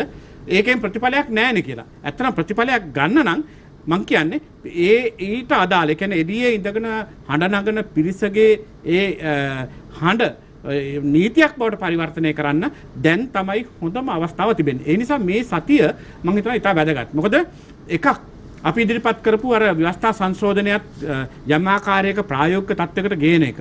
දෙක ඊට පස්සේ අපි ඇති කරගන්න එකගතාවයන් පිළිබඳව යම් වැඩපිළිවෙලක් ගේන එක. මම කැමතියි ඇත්තටම පක්ෂක නියෝජනය කරන മന്ത്രിවරයෙක් හැටියටත් කියන්න අපි යම් ආකාරයක ඉදිරි 6 මාසය සඳහා මේ අර්බුදයට මුහුණ දෙන්න යම් විදියක සැලසුමක් වැඩපිළිවෙලක් අපිට හදන්න පුළුවන් නම් ඒ වැඩපිළිවෙල අපි කතා කර ඉන්නේ නැතුව පක්ෂ නායකයන් වාඩි වෙලා ඒකට අදාළ කණ්ඩායම් පත් කරගෙන ප්‍රායෝගිකව මේ අර්බුදය සඳහා විසඳුමක් අවශ්‍යයි. මිනිසුන්ට ඕනේ ඒකනේ. විවස්ථාමය වෙනස ඕනේ. ගෝඨාභය ගෝ හෝම් කියන එක ඕනේ. මේ ආණ්ඩුව ගෙදර යා යුතුයි කියන එකත් ඕනේ. ඒ ඇස්සේ රටේ මේ අර්බුදයට මුහුණ දෙන්නත් විසඳුමක් හදන්න එපා. ඒ සමයේ තෙල් අර්බුදයට, ඒ වගේම මේ ජීවන වියදම් වැඩි වෙන අර්බුදයට, ගෑස් අර්බුදයට, විදුලි අර්බුදයට, ආදායම කඩාගෙන වැටීමකට එන කන්න ඉතා වැදගත්. මොකද මම කියන්නේ ලබන කන්නේ ආහාර නිෂ්පාදනයේ රටේ ඇදගෙන වැටුනොත් බරපතල ලෙස තවත් ප්‍රශ්න වැඩි වෙනවා. දැන් බලන්න ඔය කාබනික පොහොර වැඩේ නිසා ඒක කොච්චර හොඳ සංකල්පයක් කියලා ඒත්තු ගන්නට උත්සාහ කළත් රටේ වී අස්වන්න සහ අනිකුත් පළතුරු සහ අනිකුත් එළවලු භෝගවල දැඩි අඩුවීමක් පහුගිය කාලේ සිද්ධ වුණානේ. දැන් සංඛ්‍යාලේඛන වලට අනුව නම් ලබන අපිට ඊළඟ කන්න, ඒ කියන්නේ ඊළඟ අවස්ථාව ආහාර නිෂ්පාදනයේ 25%ක් අඩුයි. ඒ අඩුවීමේ ප්‍රතිඵලයටත් අපිට මුහුණ දෙන්න තියෙනවා ඉස්සරහට. මන්ත්‍රීතුමනි දැන් අපි යන් ආපහු ගෝල් ෆේස් එකට මේ අරගල භූමියට. දැන් මේක ප්‍රජාතන්ත්‍රවාදීව ඉතාමත්ම අවිහිංසකව සාධාරණව නිර්පාක්ෂික ජනතාවක් එකතු වෙලා රටේ සිස්ටම් එක හරියට හදාගන්න ඕනයි කියන තැනට එන වෙලාවක්. එතනදී ඔබ ඇතුළු විපක්ෂය නියෝජනය කරන ආණ්ඩුවට ප්‍රතිවිරුද්ධ අදහස් දරන පාර්ශවයන් හිතනවා නම් මේ විරෝධය එල්ල වෙලා තියෙන්නේ දේශපාලනික වශයෙන් ආණ්ඩුවට, ජනාධිපතිවරයාට, අගමැතිවරයාට පමණයි කියලා. නමුත් සැබෑ පොළොවේ මහ පොළොවේ ස්වරූපය ඊට වඩා වෙනස්. ඕන් කියන්නේ 225ම එපා. 225ම එපා කියන එකෙන් අදහස් කරන්නේ මේ නම් වශයෙන් පුද්ගලයන් 225ක් නෙවෙයි. මේ අපි කතා කරන සිස්ටම් එක ඇතුලේ තියෙන දේශපාලන යාන්ත්‍රණයේ ඉන්න 225ම එපා කියන කාරණය. ඒ කියන්නේ 225 එපා කියන්නේ අපි විසින් පත් කරලා යවපු 225මයි මේ එපා කියලා කියන්නේ. ඒ කියන්නේ මහ ජනතාව තමන්ගේ මහජන නියෝජිතයා බවට පත් කරගන්නා වූ පුද්ගලයා පාර්ලිමේන්තුවට ගියාට පස්සේ ඩොලර් මිලියන ගණනකට හරි එහෙම නැත්නම් ලක්ෂ ගණනකට හරි තමන්ගේ එවපු ජනතාව අමතක කරලා පක්ෂය මාරු කරනවා නම් ඕන් තමන්ට ඕන විදියට ඒ පැතිවලට යනවා නම් ජනාධිපතිවරයාගේ දෑත් සත්‍යමත් කරන්න යනවා නම් රටේ ප්‍රශ්න විසඳන්න කියන බෝඩ් ලෑල්ල ඉස්සරහට දාගෙන යනවා නම් රටේ ජනතාවට වර්තමාන දේශපාලන පිළිබඳ විශ්වාසයක් තියෙන විදිහක් නැහැ. මුලින්ම ජනතාවට දේශපාලඥයා තමන් පිරිසිදු දේශපාලඥයෙක් නැත්නම් පිරිසිදු පාලන යෙදෙන පුද්ගලයෙක් විදියට විශ්වාසය ගොඩනගා ගත යුතුයි. තියෙනවද ක්‍රමවේදයක් ඔබ පක්ෂය ඇතුලේ? ඔව් ඇත්තටම දැන් ඔය කතාව සහ ඔය ප්‍රකාශ පෞද්ගලික දවස්වල සමාජ මාධ්‍යවල ඒ වගේම ඔය විවිධ අරගල කරන තැන්වල ප්‍රකාශ වෙච්ච කතාවක්. ඒ කියන්නේ 225ම එපා කියලා. ඇත්තට මේක පදනමක් නැතුව කියන කතාවක්. නමුත් මිනිසුන්ගේ අර තරහනේ පිට කරන්නේ මුන් ඔක්කොම එකයි. අර උනුත් එකයි මුනුත් එකයි කියලා කියන වගේ කතාවක්. ඒක ඇත්ත. මිනිසුන්ට යම් ආකාරයක පීඩනයක් ඇති වෙනකොට ඒ පීඩනයේදී හැම එක්කනා දිහාම බලන්නේම එකම කණ්ණාඩියෙන්. ඒක හරි. හැබැයි ඒක එපයි නම් කළ යුතු ඊළඟ කාරණේ තියෙනවා. ඒක තමයි ඡන්දයක් ඊළඟට එන අවස්ථාව තිබෙනවානේ. ඒ ඡන්දයේ අවස්ථාවේදී මේකට හොඳ මිනිස්සු ටිකක් පත් කරන්න. එකක් මම පැහැදිලිව දකිනවා දේශපාලඥයන් විතරක් නෙවෙයි මේ රටේ අර්බුදයට වගකිය යුතුව තිබෙන්නේ. ඒකට මේ රටේ නිලධාරීත්වයක් කියන්න ඕන. අවසානයේදී ඒ අය තෝරාපත් කරගත්තු ජනතාවත් ඒකට යම් ආකාරයක වැදගත් මැදිහත් වීමක් තියෙන්න ඕන. මොකද හේතුව දැන් බලන්න දැන් මේ තියෙන ඡන්ද ක්‍රමයයි දේශපාලන ක්‍රමයයි අනුව ඡන්දෙන් තේරිපත් වන පුද්ගලයන් දිහා බලන්නකෝ. කොච්චර හොඳ පුද්ගලයෙක් වුණත් ඔහු මේ තරඟකාරී දේශපාලන තත්වයට මුණ දෙන්නු නැත්නම් ඔහුට පාර්ලිමේන්තුවට එන්න බෑ. ඒක තමයි සැබෑ තත්ත්වය. ඉතින් ඒ නිසා ජනතාව දැන් හොඳ අවබෝධයකින් ඉන්නවා කියලා පේනවනේ. එහෙනම් කළ යුතුව තිබෙන්නේ මේ අය අතරින් ඊළඟට අහපව් දේශපාලන ඡන්ද විමසීමක් නැත්නම් දේශපාලන මන බලන්න අවස්ථාවක් ලැබුණාම හරි මිනිස්සු පත් කරලා එවන්න. ඒක වගකීම තිබෙනවා. දැන් කියනවානේ ඉගෙන ගත්ත නැති අය ඉන්න. ඉතින් ඉගෙන ගත්ත නැති අය ඉන්නවනම් ඉගෙන ගත්ත නැති අය ගෙදර යවලා ඉගෙන ගත්ත මිනිස්සු ටිකක් එවන්න, උගත් අය එවන්න, වැඩ කරයි කියලා විශ්වාසය එවන්න. ඒකට අවස්ථාවක් තිබෙනවා. එකක් ඇත්තටම දැන් දේශපාලඥයන්ට තමන් පාර්ලිමේන්තුවට පත් වුණාම දේශපාලඥයන්ගේ වත්කම් බැරකම් ඉදිරිපත් කළ යුතුයි. කතානායකතුමාට බාර දෙන්න තිබුණා වාර්ෂිකව හැම අවුරුද්දෙම ජූනි මාසයේ පළවෙනිදාට ප්‍රථම වාර්ෂිකව තමන්ගේ වත්කම් බැරකම් ඉදිරිපත් කරන්න ඕනේ. ඇමතිවරයෙක් නම් නියෝජ්‍ය ඇමතිවරයෙක් නම් ජනාධිපති ලේකම්ට ඒ ඉදිරිපත් කළ යුතුව තිබෙනවා. එහෙම නීතියක් තිබෙනවා. හැබැයි පහුගිය කාලේ මොකද්ද වුනේ? මේවායේ වත්කම් බැරකම් පරීක්ෂා කරලා ඒවායේ අඩුපාඩුකම් පිළිබඳව නැත්නම් ඒ වගේ වංචා දූෂණ තිබෙනවායි කියලා යම් හොයාගත්ත කාරණා පිළිබඳව අධිකරණයට නඩු කිහිපයකුත් ගියා. හැබැයි මේ නඩු තාක්ෂණික කරුණු විවිධ අඩුපාඩුකම් කියලා ප්‍රතික්ෂේප වුණා. කවුරුත් වැඩිකාරයෙක් වුණා බවක් නම් මම දැක්කේ නැහැ. ඉතින් තව ඒක කොහොමද තිබෙනවා?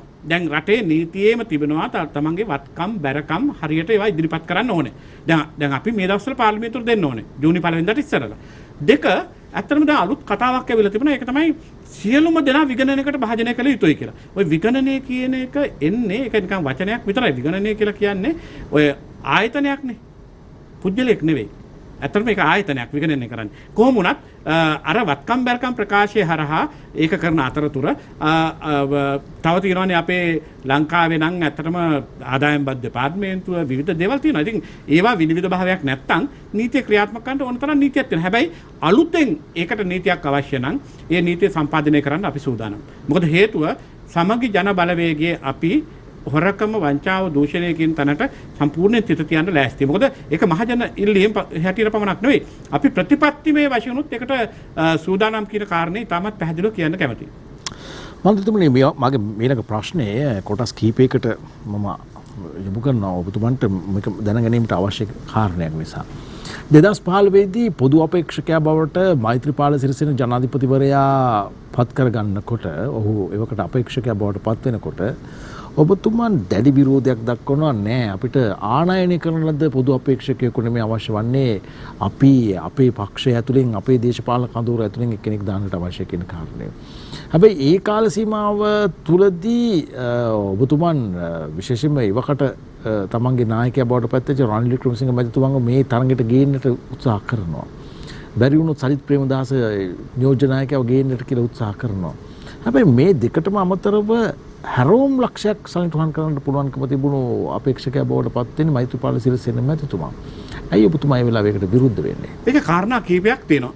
මෛත්‍රීපාල සිරිසේන මහතා පිළිබඳව මම හොඳින් දන්නවා. ඔහු මා සමග තමයි 1989 පාර්ලිමේන්තුව එකට ආවේ. ඔහුගේ ඉතිහාසය, ඔහුගේ ක්‍රියාකාරීත්වය මම හොඳට දැනගෙන හිටියේ. ඒ කොහොම වුණත් 2015 ජනාධිපතිවරණ වෙලාවේදී පොදු අපේක්ෂක කතාව එළියට ඇවිල්ලා විවිධ සාකච්ඡාවල් මාස ගණනාවක් තිස්සේ තිබුණා. විශේෂයෙන්ම මාදුලාවේ සෝබිත නායක ස්වාමීන් වහන්සේගේ මූලිකත්වයෙන් තිබුණු සාධාරණ සමාජයක් ව්‍යාපාරය. ඒත් එක්කම ඒ ව්‍යාපාරය හරහා තම නම් ගොඩක් යෝජනා වුණා. කලක් කිව්වා මාදුලාවේ සෝබිත හාමුදුරුවෝ පොදු අපේක්ෂකයා විය යුතුයි කියලා. තවත් අවස්ථාවක සිරානි බණ්ඩාරනායක හිටපු අග්‍රවිංශකාරවරිය ආ යුතුයි කියලා. තව විවිධ නම් කියවුණා. ඒ අතරතුර ඔය සාකච්ඡාවලට සහභාගී වුණ කෙනෙක් හැටියට දිගටම මම පෙනී සිටියේ මතේ ඔබ කිව්ව ස්ථාවරය. මොකද මම කිව්වේ එක්සත් ජාතික පක්ෂය තමයි විශාලම දේශපාලන ව්‍යාපාරය. ඒ නිසා ජනාධිපති අපේක්ෂක යන් තෝරීමේ ඉතිහාසය ගත්තොත් හැම දේශපාලන පක්ෂයක්ම ප්‍රධාන පක්ෂය ඒක තීරණය කරන්නේ. මම උදාහරණ හැටියට කිව්වා ශ්‍රී ලංකා නිදහස් පක්ෂය ඒ තීරණ අරගෙන තියෙන ඉතිහාසය හැටි. ඊළඟට වෙනත් දේශපාලන පක්ෂ වුණත් එහෙම තමයි තීරණය කරන්නේ. එහෙම නැතුව දේශපාලන පක්ෂයේ සමාජිකයන් ඔක්කොම පැත්තකින් තියලා පිටින්ම කෙනෙක් ගෙනලා දාලත් අපේක්ෂකව තේරුවොත් විශ්වාස කරන්න බෑ කියලා. ඔහු කොයි විදිහට ක්‍රියා කරයිද කියලා විශ්වාස කරන්න බෑ කියලා. නමුත් අවසානයේදී මාදුලාවේ සෝබිත නායක ස්වාමීන් වහන්සේ එක්ක තිබුණු සාකච්ඡාවකදී මම දැඩි ලෙසම පෙනී සිටු දේ තමයි අපි මේ සඳහා එක්සත් ජාතික පක්ෂයේ අපේක්ෂකයෙක් ඉදිරිපත් කරන්න ඕන කියන එක. ඇත්තටම මමයි මලික් සමරවික්‍රම මහත්මයා තමයි අවසාන සාකච්ඡාවට ගියේ. එතෙන්දී මාදුලාවේ නායක ස්වාමීන් වහන්සේ කිව්වේ එකම ඉල්ලීමයි ඒ තමයි රනිල් වික්‍රමසිංහ මහත්මයා කොච්චර හොඳ කෙනෙක් වුණත් මේ මොහොතේ ඔහු ජනාධිපති අපේක්ෂකයා කිරීමේ දුෂ්කරතාවයක් තිබෙනවා. ඒ නිසා එක්සත් ජාතික පක්ෂයේ කැමති කෙනෙක් ඉදිරිපත් කරන්න කියලා. ඒකට නමක් යෝජනා කරන්න කියලා. එතකොට ඇත්තටම නම් කීපයක් ගැන කතාවක් තිබුණා. එක්කෙනෙක් කරු ජයසූරිය හිටපු කතානායකතුමා. දෙක මගේ යෝජනාවක් තව තිබුණා සජිත් ප්‍රේමදාස මැතිතුමා. එතකොට පක්ෂයේ ඇතුලේ තමයි මේ ප්‍රශ්නේ මතුවන්නේ. ඒ කියන්නේ පක්ෂයේ ඇතුලේ මතුවෙච්ච ප්‍රශ්නේ තමයි රනිල් වික්‍රමසිංහ මහත්තයා පක්ෂ නායකයෙක් හැටියට ඉන්නකොට ඉන් පිටින් කෙනෙක් මෙතෙන්ට දාන්න බෑ කියනකොට අපේ ව්‍යවස්ථාවට අනුව යම් ආකාරයක ජයග්‍රහණය කෙරුවොත් ඒ ජනාධිපති වෙන කෙනා පක්ෂ සමාජිකයෙක් නම් ඔහු පක්ෂ නායකයෙක් වෙනවායි කියලා අපේ ව්‍යවස්ථාවේ තිබෙනවා. ඒ නිසා රනිල් වික්‍රමසිංහ මහත්තයා මේකට එකඟත්වයක් දැක්ුවේ නැහැ. ඒ අතර මෛත්‍රීපාල සිරිසේන මහත්තයාටත් එහා ගිය තව කතාවක් තියෙනවා. ඇත්තටම මෛත්‍රීපාල සිරිසේන මහත්තයා නෙමෙයි මුලින්ම යෝජනාව ආවේ ජනාධිපති අපේක්ෂක. මේක මම දන්න කතාවක්. නමුත් මම කැමති නැහැ දැන් ඒක කියන්න. වෙන කෙනෙක්. හැබැයි මෛත්‍රීපාල සිරිසේන මහත්තයාව අහුලගෙන ආවේ චන්ද්‍රිකා කුමාරතුංග මහත්මිය. ඔහුව දැම්මේ යම්කිසි නිශ්චිත කාර්යයක් සඳහා.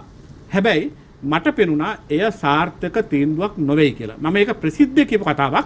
පක්ෂ මූලස්ථානය සිරිකොත පිටකොට්ටේ මම බොහොම ප්‍රසිද්ධේ ඔය මෛත්‍රීපාල සිරිසේන ජනාධිපතිතුමා අගමැති මහින්ද කවුද මේ රනිල් වික්‍රමසිංහ මැතිතුමා සහ පක්ෂයේ නායකයන් ඔක්කොම තියාගෙන මම කිව්වා මේ තීන්දුව වැරදි.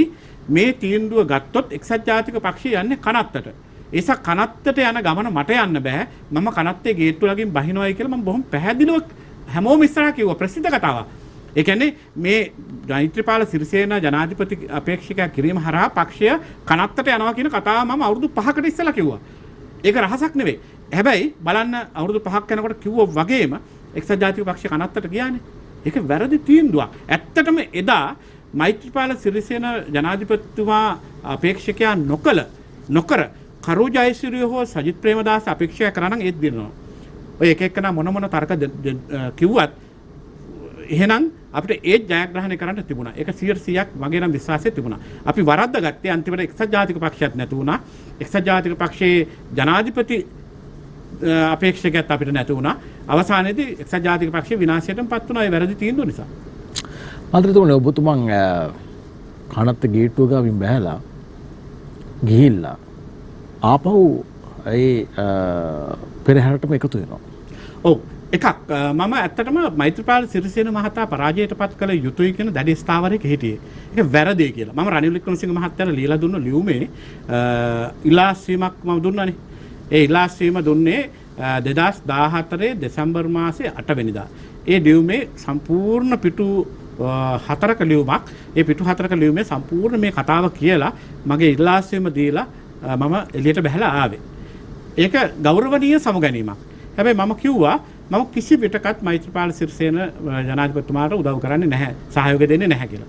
ඉතින් මම ඇත්තටම ඊට පස්සේ ඒ මෛත්‍රීපාල සිරිසේනව පරාජය කළ යුතුයි කියන ස්ථාවරයකින් මහින්ද රාජපක්ෂ මහත්මයාට ජනාධිපතිවරණයේදී සහයෝගය දෙන්න ඉදිරිපත් වුණා. හැබැයි ඒක පක්ෂ සමාජිකත්වයක් ගැනීමක්වත් පක්ෂයට බැඳීමක්වත් නෙවෙයි. ඒ අතර කාලය තුළ ජනාධිපතිවරණයෙන් පස්සේ මාව පක්ෂ සමාජිකත්වයෙන් නිරපුවා. රනිල් වික්‍රමසිංහ මහත්තයා පුත්‍යාධිකාරී මණ්ඩල රැස්වීමක් තියලා විභාගයක් නොකර නිදහසට කරුණු කියන ඉඩක් නොදී මම පක්ෂ සමාජිකත්වයෙන් නිරපුවා. නිරපුවම මම සුප්‍රීම කෝට් එකට ගියා නැත්නම් ශ්‍රේෂ්ඨාධිකරණයට ගියා. මගේ මූලික අයිතිවාසිකම් පෙස්සමක්. මොකද්ද මම කිව්වේ?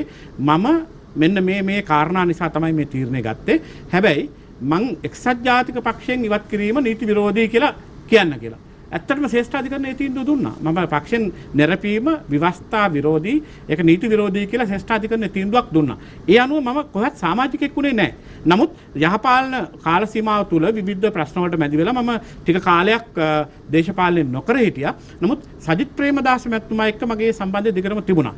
එතුමා ජනාධිපති අපේක්ෂක හැටියට නම් කරනකොට මුලින්ම ප්‍රසිද්ධියේ ආරාධනා කළේ මට.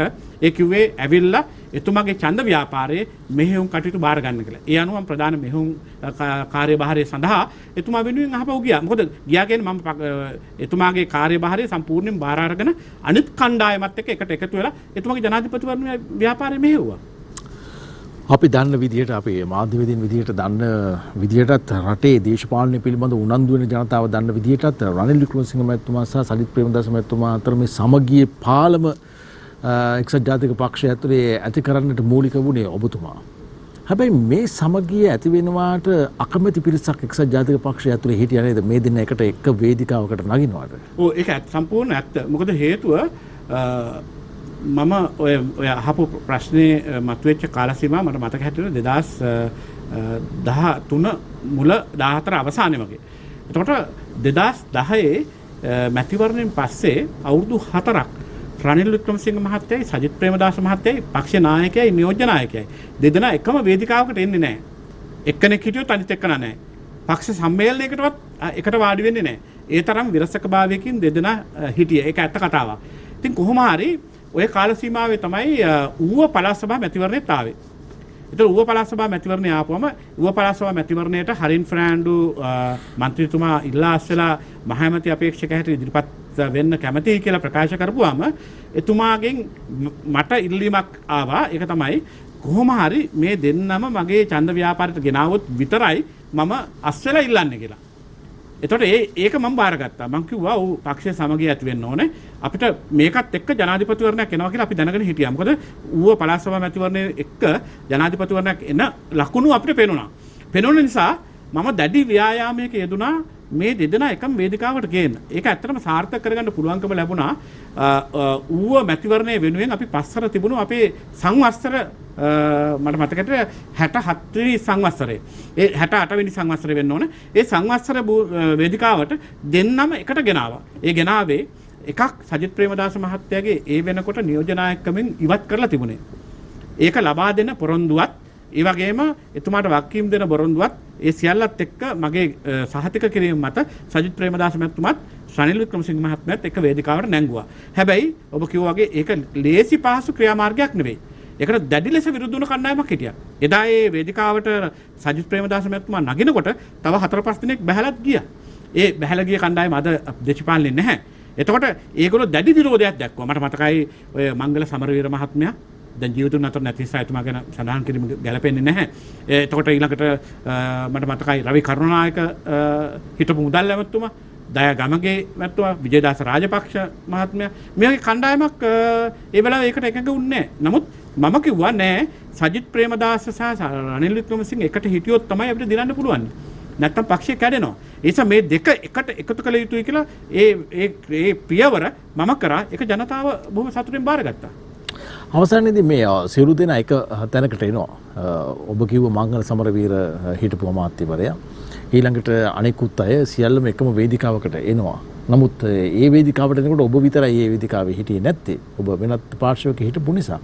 මම ආයෙත් අහන්න තියෙන්නේ මන්ත්‍රීතුමනි දැන් එක්සත් ජාතික පක්ෂයට ඒ බලය ලබා ගන්නට ඒ වෙලාවේ උදව් කරේ මෛත්‍රීපාල සිරිසේන අපේක්ෂකතුමා. ඔහු දිනපු හින්දා තමයි මහමැතිවරණ දිනා ගන්නට පුළුවන්කමක් හම්බුනේ. ඒකත් සරල බහුතරයක්වත් නැතුව.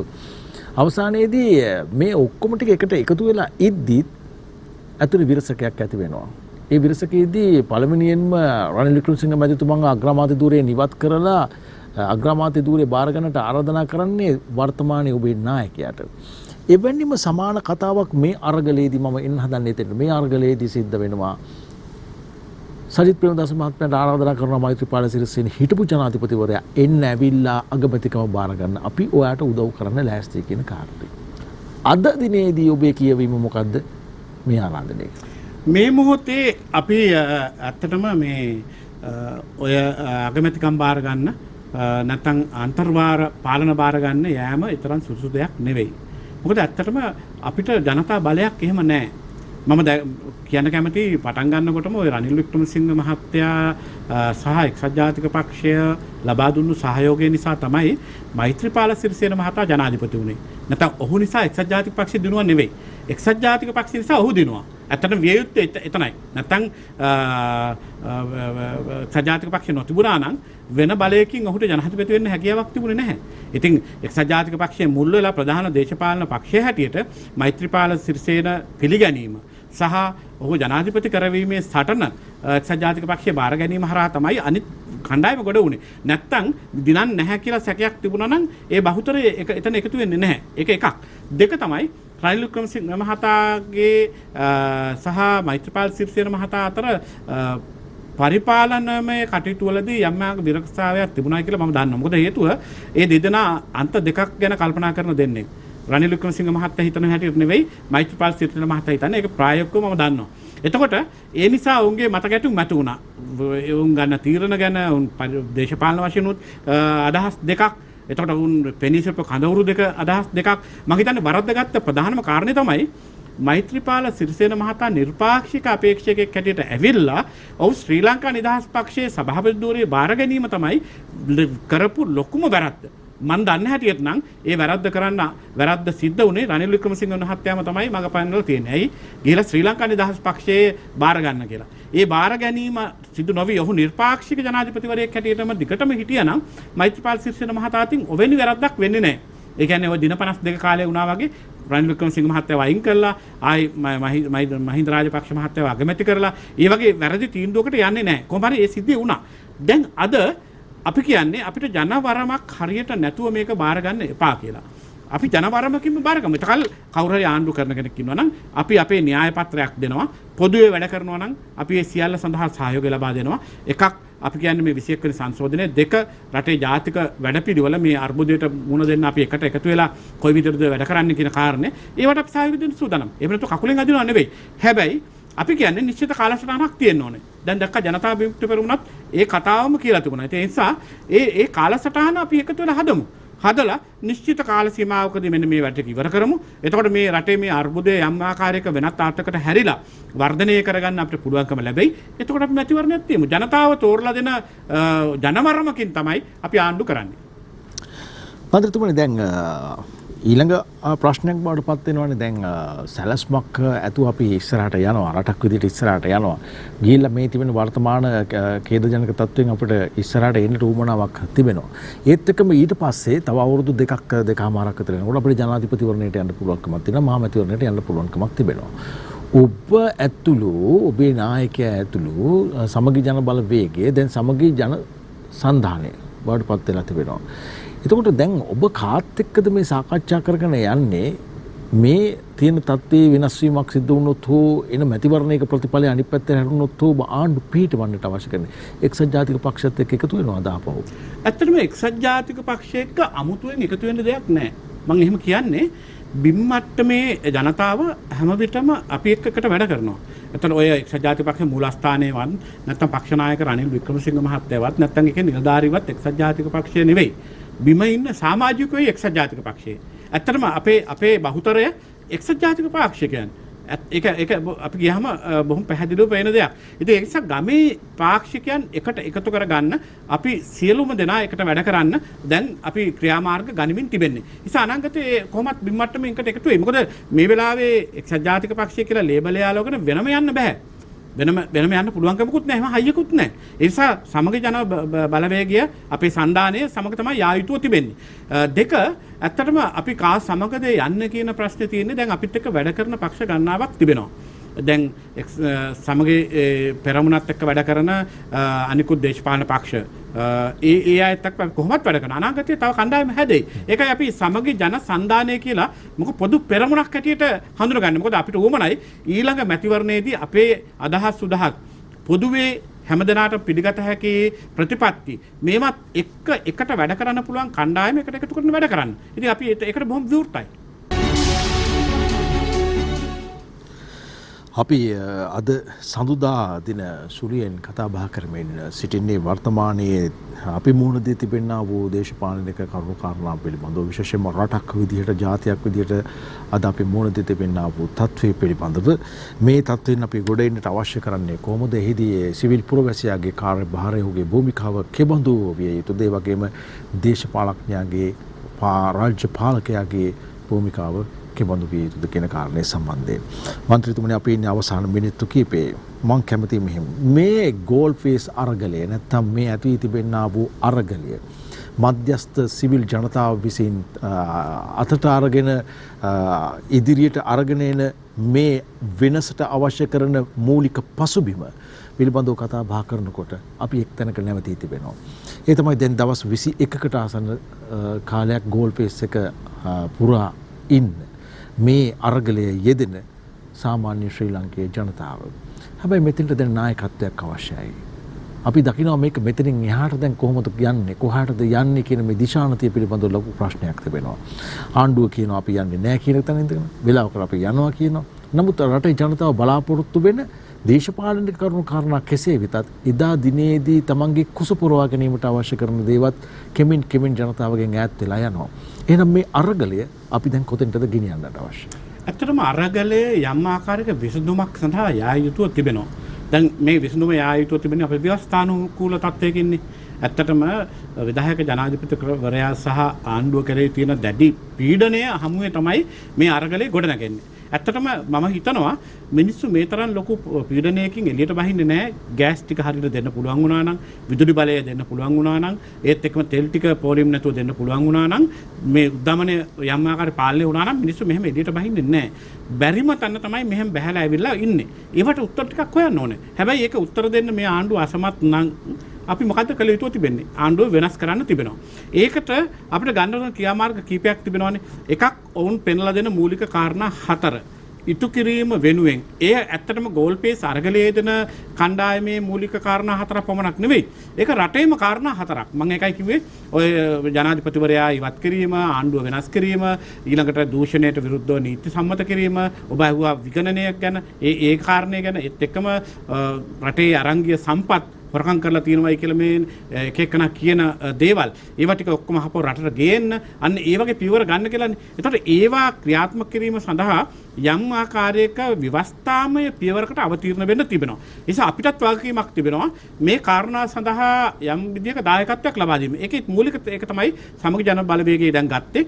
ඒක තමයි අපි 21 වෙනි සංශෝධනයෙන් ඉදිරිපත් කරලා තිබෙන්නේ. ඒත් එක්කම දෙවෙනි, තුන්වෙනි, හතරවෙනි අනිකුත් කාරණා සඳහාත් යා යුතුව තිබෙනවා. අපි ඇත්තටම පක්ෂයක් හැටියට ඒ වැඩපිළිවෙලේ යථාර්ථය තේරුම් අරගෙන ඒ තියෙන මූලික අදහස තේරුම් අරගෙන ඒවා යථාර්ථයක් බවට පත් කරන්න පියවර ගනිමින් තිබෙනවා. ඉතින් අපි ඒවට නායකත්වය දෙමින් ක්‍රියා කරන්නේ. මොකද හේතුව ඇත්තටම කොතනකවත් අර කිව්වා වගේ අර රට පුරා චිත්‍රයන්ද වගේ ඇතිවෙච්ච යම් ආකාරයක ඒක වෙනම අදහසක්. නමුත් ඒ වගේ මේ අර්ගලයක් ඒ විදිහට Facebook එක හරහා යම් සංනිවේදන ක්‍රම හරහා බිහිවෙච්ච දෙයක්. හැබැයි මේක ඉස්සරහට යන්න නම් නායකත්වයක් අවශ්‍යයි. ඒ නායකත්වය ලබා දීම සඳහා සමගි ජන බලවේගයේ සූදානම්. හැබැයි ඒ කියන්නේ දේශපාලන වශයෙන් ඔවුන් වෙනුවෙන් පෙනී සිටීම පමණක් නෙවෙයි.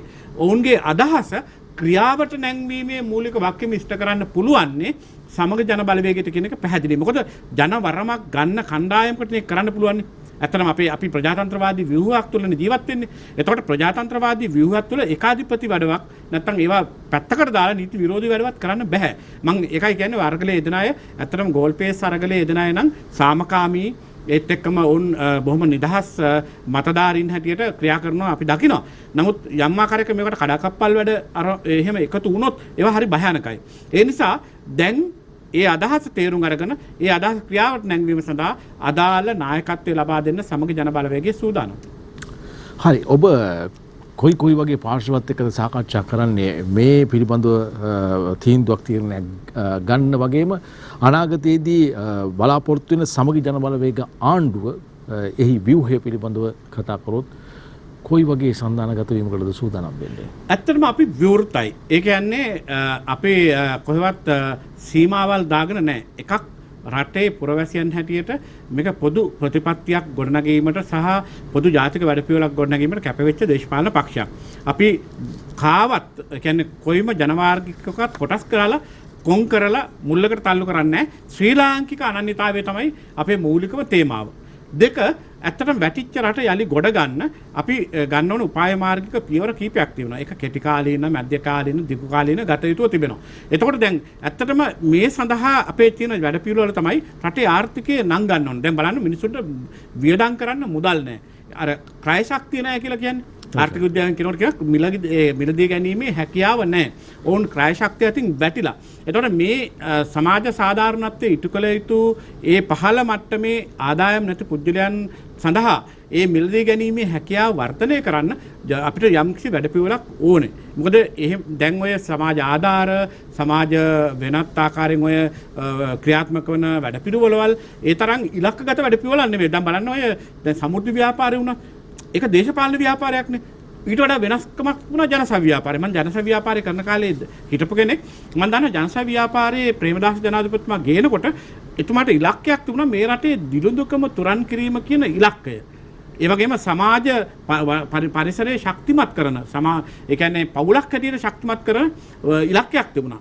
ගමේ ආදායම් වැඩි කරන ඉලක්කයක් තිබුණා. ඒ වගේ ඉලක්කගතව තමයි ඒක කරේ. හැබැයි සමෘද්ධි වගේ ඒවට වියදම් කරන රුපියල් බිලියන 19ක් 20ක් මුදල් ඇත්තටම ඉලක්කයක් නැති දේශපාලන ව්‍යාපාරයක් වෙලා. ඒ නිසා සමගි ජන බලවේගය මේවා දිහා බලන්නේ ඇත්තටම ඉලක්කගත වැඩපිළිවෙළවල් පුජ්‍යලයා ගම රට මේ සංවර්ධනය සඳහා කෙලිම ඉලක්කගත වැඩපිළිවෙලකට යන්නේ. ඒකට ජාතික වැඩපිළිවෙලක් අපි නිර්මාණය කරලා තිබෙන්නේ. ආණ්ඩුව ආවට පස්සේ මේවා කරන්න කියලා නෙවෙයි. ආණ්ඩුව එන්න ඉස්සර වෙලාම මේ ජාතික වැඩපිළිවෙල අපි දැන් සකස් කරලා තිබෙනවා. අපේ මූලික අදහස තමයි මේ කවුරු හරි ඒ කරන කටයුත්තක් තිබෙනවා නම් ඒකට උදව් කරන. ඒකයි අර මහ බැංකුවට ගිහලා මහ බැංකුව අධිපති හම්බ වෙලාම අජිත් නිවාඩ් කබ්‍රාල්ට කිව්වේ මේ අර්බුදයෙන් ගැලවෙන්න මෙන්න මේ පියවර 3-4 ගන්න කියලා. හැබැයි ඒවා අහුම්කම් දුන්නේ නැහැ. ඒ කොහොම වතත් අපි ඒ සඳහා ජාතික වැඩපිළිවෙලක් හදාගෙන මුණ දෙන්න සූදානම්. ඔබතුමා කිව්වා දැන් ඊටම හොඳ වටිනා කාරණේ මොකද මගේ ඊළඟ ප්‍රශ්නේ මම අහන්නට හිතාගෙන හිටියේ ඒ ඔස්සේම ක්‍රය ශක්තිය නැත්නම් අපිට මිලදී ගැනීමේ හැකියාව පිළිබඳව ප්‍රශ්නයක් තිබෙනවා. මිලදී ගැනීමේ හැකියාව තිබුණත් මන්ත්‍රීතුමනි ඉදිරියේදී අපිට එහෙම ගන්නට අවශ්‍ය කරන බඩු භාණ්ඩ රට තුළ තිබේද කියන ප්‍රශ්නේ පිළිබඳව තියෙන. දැන් සාමාන්‍ය ජනතාව කතා බහට කියන දෙයක් තමයි දැන් නම් සල්ලි තිබිලත් ඇති වැඩක් නැහැ අපිට. සල්ලි නැතුවත් ඉන්න අය කියන කතාව සල්ලි නැති නිසා අපිට වැඩක් නැහැ. සල්ලි තියන අය කියනවා කොහොම හරි දෙයක් අපිට කරගන්න පුළුවන්කමක් තිබුණා අය කියනවා. සල්ලි තිබ්බයි කියලා දැන් අපිට කරන්න පුළුවන් දෙයක් නැහැ කියන කාරණේ. ඇත්තටම මන්ත්‍රීතුමනි අපිට මේ වලෙන් ගොඩ එන්න කොච්චර කාලයක් යයිද? මගේ දැනීම හැටියට මම ආර්ථික විද්‍යාව විශේෂඥයෙක් නෙවෙයි. නමුත් මම ඉගෙනගෙන තියෙන හැටියට උපාධාරියෙක් හැටියට මගේ තියෙන දැනීමේ හැටියට මට පේන දේ තමයි මේ අර්බුදය යම් ආකාරයක తాවකාලික නවත්තලා හරව ගන්න මාස 6-7ක් යනවා. ඒත් එක්කම රට යලි තිබුණු තැනට ගේන්න. ඒ කිව්වේ අපි යන්තම් ඒක පුජ්‍යල ආදායම 4000යි කියලා ලොකුවට කෑ ගහපු මට්ටමක් අපි ආවනේ. ඒක දැන් 3000න් පහළට ගිහිල්ලා. ඒ මට්ටමට එන්න මහ බැංකුව සහ ආර්ථික විශේෂඥයන් කියන පරිදි අවුරුදු 5ක්වත් යාවි. එතකොට ඒ කාලේ මුළු මනින්ම මේ වෙනුවෙන් කැප වෙන්න වෙනවා. අපි පරිත්‍යාග කරන්න ඕන. මොකද දේශපාලඥයන් විතරක් නෙවෙයි මේක හොඳට මතක තියාගන්න ඕන කතාවක්. මේක නිලධාරීන්. මේ රටේ නිලධාරීනුත් ලොකු වගකීමක් තිබෙනවා. දැන් මම ඉන්නවා පාර්ලිමේන්තුවේ ගිණුම්කාරක සභාවේ. තව එකක් තියෙනවා කෝපා සහ කෝප් කියලා දෙකක් තියෙනවා. පොදු ව්‍යාපාර කමිටුව කියලා තව එකක් තියෙනවා. දැන් මේ ගිණුම්කාරක සභාවේ මම ඉන්නේ කෝපා එකේ. ආයතන 800 ගණනක් ගිණුම් සම්බන්ධයෙන් අපි අධ්‍යයනයක් කරනවා. ඒ කියන්නේ බලනවා, ගෙන්නනවා, කතා කරනවා, ඒ වගේ දෙයක් කරනවා.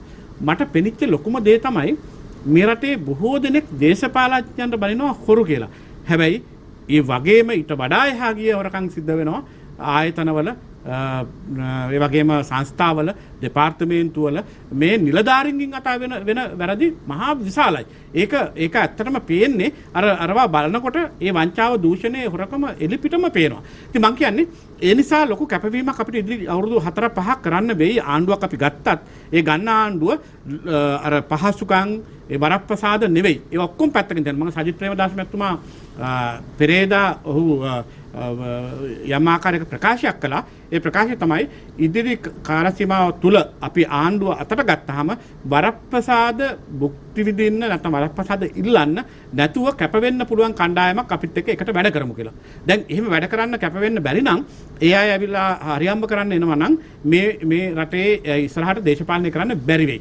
බලන්න දැන් ආණ්ඩුවක් හැටියට ඇත්තටම මේ ප්‍රශ්න වලට උත්තර හොයනවද කියලා. දැන් මේ ලයිට් වලට තියෙන ප්‍රශ්නේ, විදුලි බලයට තියෙන ප්‍රශ්නේ. දැන් ලෝකෙම මොනවද කියන්නේ මේ සූර්ය තාප විදුලිය සෝලා විදුලි බලයට කොච්චර නැඹුරු වෙලා තිබෙනවද?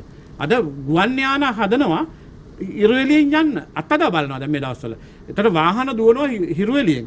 දැන් ඒ මට්ටමට ලෝකෙපත් වෙලා. හැබැයි ලංකාවේ අපි මුළු රටටම එක විදිහට ඉරපායලා එළිය වැටෙනවා. ඇත්තටම මේ අර්බුදයට මෙගාවොට් 1000ක් තව එකතු කරන්න පුළුවන් නම් දැනට තියෙන අර්බුදය අපිට විසඳ ගන්න පුළුවන්. කොහොමද මේක කරන්න කියලාවත් අඩු ගන්න සැලසුමක් හදලා තියෙනවද? මං කියන්නේ ලංකාවේ මෙගාවොට් 1000ක් වැඩි කරන්න මෙගාවොට් එක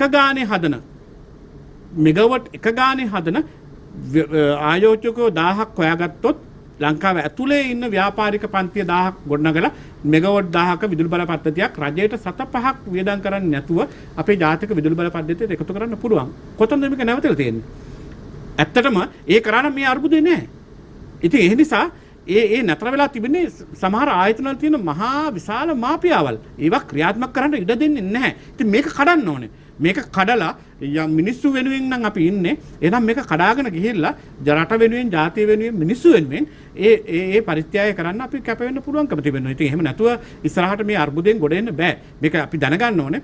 මේ වගේ අර්බුද වලට මුණ දුන්නු රටවල් මම දැක්කා පහුගිය කාලේ වාර්තා වෙනවා රුසියාව. මේ වගේ අර්බුදයකට මුණ දුන්න හැටි. දැන් පාකිස්තානෙත් මේ වගේ අර්බුදයකට ඇවිල්ලා. ඒ වගේ ඉන්දියාව මේ වගේ අර්බුදයකට 1991 ඇවිල්ලා තිබෙනවා. හැබැයි ඉන්දියාවත් ඒ විදිහට රුසියාවත් ඒ විදිහට ගොඩ වෙච්ච තව රටවල් ගණනාවක් මේ වගේ අර්බුද ආපුවම ඒ අර්බුද වලින් ගොඩ එන්න යම් ආකාරයක ජාතික ක්‍රියාන්විතයක් තිබුණා. අපිට තාමත් එවැනි ජාතික ක්‍රියාන්විතයක් නැහැ. ඒක තමයි කනගාටුදායක තත්ත්වය. හොඳයි මන්ත්‍රීතුමනි, අපි අවසාන වශයෙන් කතා බහට ලක් කරමු ඔබගේ දේශපාලන කඳවුර. නැත්තම් සමගි ජන බලවේගය ඊළඟ මැතිවරණයේදී බලය ලබා ගැනීමේ අරමුණින් කටයුතු කරගෙන යන්නේ. ඒ නිසාම තමයි මේ තියෙන තත්ත්වයේ යටතේ ඔබතුමන්ලා එච්චර මූ වෙන්න කැමැතිකමක් නැහැ මේ ආණ්ඩුවත් එක්ක. මොකද අලුතෙන් ආණ්ඩුවක් ගොඩනගන අන්තර්වාරයකට යන්නට හෝ අවශ්‍ය කරන පසුබිම හදාගන්නට ඔබතුමන්ලා එච්චර වෙහෙසෙන්නේ නැහැ. මට කියන්න දැන් අපි මුහුණ දී තිබෙනා වූ ප්‍රශ්නයක් තමයි ඉන්දියාව සහ චීනය කියන මේ කඳවුරු දෙක අතරේ, මේ රටවල් දෙක අතරේ දෝලනය වෙන අපේ විදේශ ප්‍රතිපත්තිය සහ බටහිරට අපේ විදේශ ප්‍රතිපත්තිය කොයිතරම් දුරට විහිදිලා යනවද කියන කාරණේ. එහි තියෙන සමතුලිත භාවය, මධ්‍යස්ථ භාවය සහ විදේශ ප්‍රතිපත්තිය නිවැරදි වීම මත අපිට ලැබෙනා වූ ප්‍රතිලාභයන් පිළිබඳව කතා බහ කරන්නට කොහොමද දැන් ලෑස්ති වෙන්නේ ජාත්‍යන්තරයත් එක්ක ගනුදෙනු කරන්නේ? පළමුව කියන්න ඕන සමගි ජන බලවේගය අනුගමනය කරන්නේ මිත්‍රශීලී පිරිවෙතක්. ඒ කියන්නේ අපි නොබැදි පිරිවෙතක ඉන්නේ. කිසියම් වූ පිළකට, කණ්ඩායමකට සහ අන්තවාදී තත්වයකට යන්න කැමති නැහැ. මොකද අපිට ලෝකේ ජීවත් වෙන්න ඕනේ අපේ රටේ අපේ විදේශ ප්‍රතිපත්තිය නිර්මාණය විය යුතුව තිබෙන්නේ අපි රටක් හැටියට මුණ දෙන්න පුළුවන් ආකාරයට. ඒ කිව්වේ අපි ජාත්‍යන්තරයත් එක්ක ගනුදෙනු කරන්න ඕනේ. අපේ විදේශ වෙළඳාම ශක්තිමත් කරන්න ඕනේ. රාජතාන්ත්‍රික ක්‍රියාමාර්ග වලට අපේ ජාතික ආරක්ෂාව ගැන බලන්න ඕනේ. ඉතින් ඒ නිසා කිසියම් රටක් එක්ක විශේෂත්වයක් අපේ නැහැ. නමුත් හැම රටක් එක්කම අපි නොබැදුණු තත්ත්වයකින් අපේ විදේශ ප්‍රතිපත්තිය ගෙනියන්න තමයි සූදානම් වෙන්නේ. විශේෂයෙන්ම අපි බොහෝම හොඳ සම්බන්ධතාවයක් තිබෙනවා ජාත්‍යන්තරය එක්ක. ඒක කියන්න ඕනේ මේ දිනවල දිගටම විදේශ තානාපතිවරු සහ විදේශ නියෝජිතයන් පක්ෂ නායක සජිත් ප්‍රේමදාස මැතිතුමා මුණ ගැහෙනවා. හැබැයි එකක් මම බොහොම ආඩම්බරයෙන් කියනවා, හම්බුණු හැම වෙලාවකම හැම තානාපතිවරයෙකුටම හැම රාජ්‍ය නොවන ජාත්‍යන්තර සංවිධානයකටම IMF එක පවා ආවිල්ලා මුණ ගැහුණා. ඒ මුණ ගැහුණ හැම වෙලාවකම පක්ෂ නායකයෙක් හැටියට, විරුද්ධ පක්ෂ නායකයෙක් හැටියට වෙනායට වඩා වෙනස් විදිහකට තමයි ඔහු ක්‍රියා කළේ. ඔහු කිව්වා මේ හැම කෙනෙකුටම මේ මොහොතේ රටට උදව් කරන්න කියලා. කිසියම් ආකාරයක IMF එක නිලධාරීන් මුණ ගැහුණු වෙලාවෙත් එතුමා පැහැදිලිවම ප්‍රකාශය තමයි අපි මුණ දෙන්නේ දැවැන්ත මූල්‍ය අර්බුදයකට. ඒ ප්‍රමාද නොකර අපිට වහාම ශනික මූල්‍ය ආධාර ලබා දෙන්න. ඒක කිසිම ප්‍රශ්නයක් නැහැ. ආණ්ඩුව අපේ නොවුනට රටයි අපිට ප්‍රධාන ප්‍රමුඛතාවය දෙන්න ඕන කියලා. ඉතින් ඒ නිසා අපි අනුගමනය කරන්නේ සුහදශීලී ජාත්‍යන්තර ප්‍රතිපත්තියක්. ඒක මැද පෙරදිගට එකක්, ඉන්දියාවට තව එකක්, චීනයට තව එකක්, ඇමරිකාවට තව එකක් නෙවෙයි. මොකද හැබැයි අපි බොහෝ විට අපි තෝරාගත යුතුව තිබෙනවා අපේ ගනුදෙනු සහ අපේ රාජතාන්ත්‍රික සම්බන්ධතාවය ශ්‍රී ලංකාවේ අභිමානය, අනන්‍යතාවය සහ ආත්ම ගෞරවය ආරක්ෂා වෙන ආකාරයට. ඒව ගැන අපි හුඟක් හිතලා තිබෙනවා. ඉතින් ඇත්තටම ඒ අනුව අපි වැඩ කරන්න පුළුවන්. මොකද අපි විවෘත දේශපාලන පක්ෂයක්. අනිත් එක ඔබ සඳහන් කරා වගේම අර අන්තර්වාර ආණ්ඩුව වලට අපි එකඟ නොවන කාරණාවක් තියෙනවා. ඒකට හේතුව තමයි දැන් මේ ආණ්ඩුවේ සහ ජනාධිපතිවරයාට ආණ්ඩුවට සහ මැති ඇමතුරුන්ට බරපතල චෝදනා එල්ල වුණා හොරකම් වල සම්බන්ධයෙන්, වංචා සම්බන්ධයෙන්, දූෂණ සම්බන්ධයෙන් අසාර්ථකයි කියලා. ඒකක්වත් නැතුණත් අසාර්ථකයි ආණ්ඩුව කියලා. ඒ අසාර්ථක වෙච්ච කණ්ඩායමක් එකට වාඩි වෙලා ආණ්ඩු කරන්න අපි කැමති නැහැ. ඒක කියන්න ඕනේ. ඒ කියන්නේ හොරු, වංචාකාරෝ, දූෂිතයෝ කියලා චෝදනා එල්ල වෙච්ච ජනතාව එපා ගෙදර යන්න කියලා කණ්ඩායමක් එක්ක වාඩි වෙන්නේ කොහොමද අපි? අන්න එතනයි ප්‍රශ්නේ. ඒ නිසා අපි කිව්වා ඒ ගැන අපේ එකඟතාවයක් නැහැ. නමුත් නිශ්චිත කාලසටහනකට පස්සේ මැතිවරණයකට ගිහිල්ලා ජනවරමකින් අපිට බලය දෙනවා නම් අපි ඒ ජනවරම පාවිච්චි කරලා මේ අර්බුද විසඳන්න අපි සූදානම්.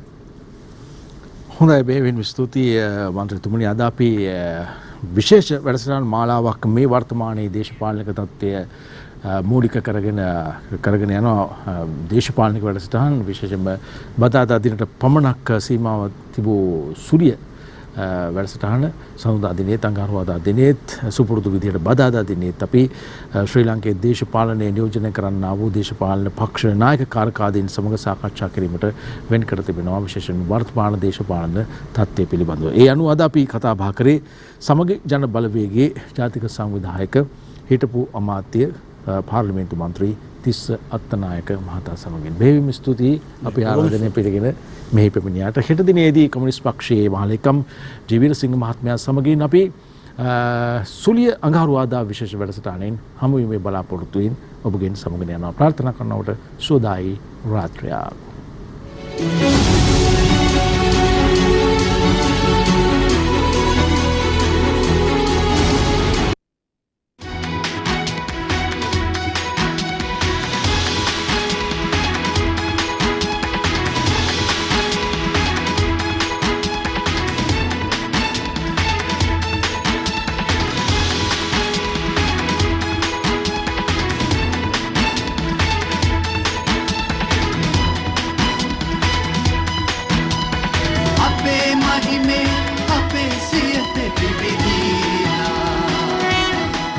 දිනපතා අලුත් වීඩියෝ සහ ප්‍රවෘත්ති නැරඹීමට ඉහත බටන් එක ක්ලික් කර සියත TV සබ්ස්ක්‍රයිබ් කරන්න.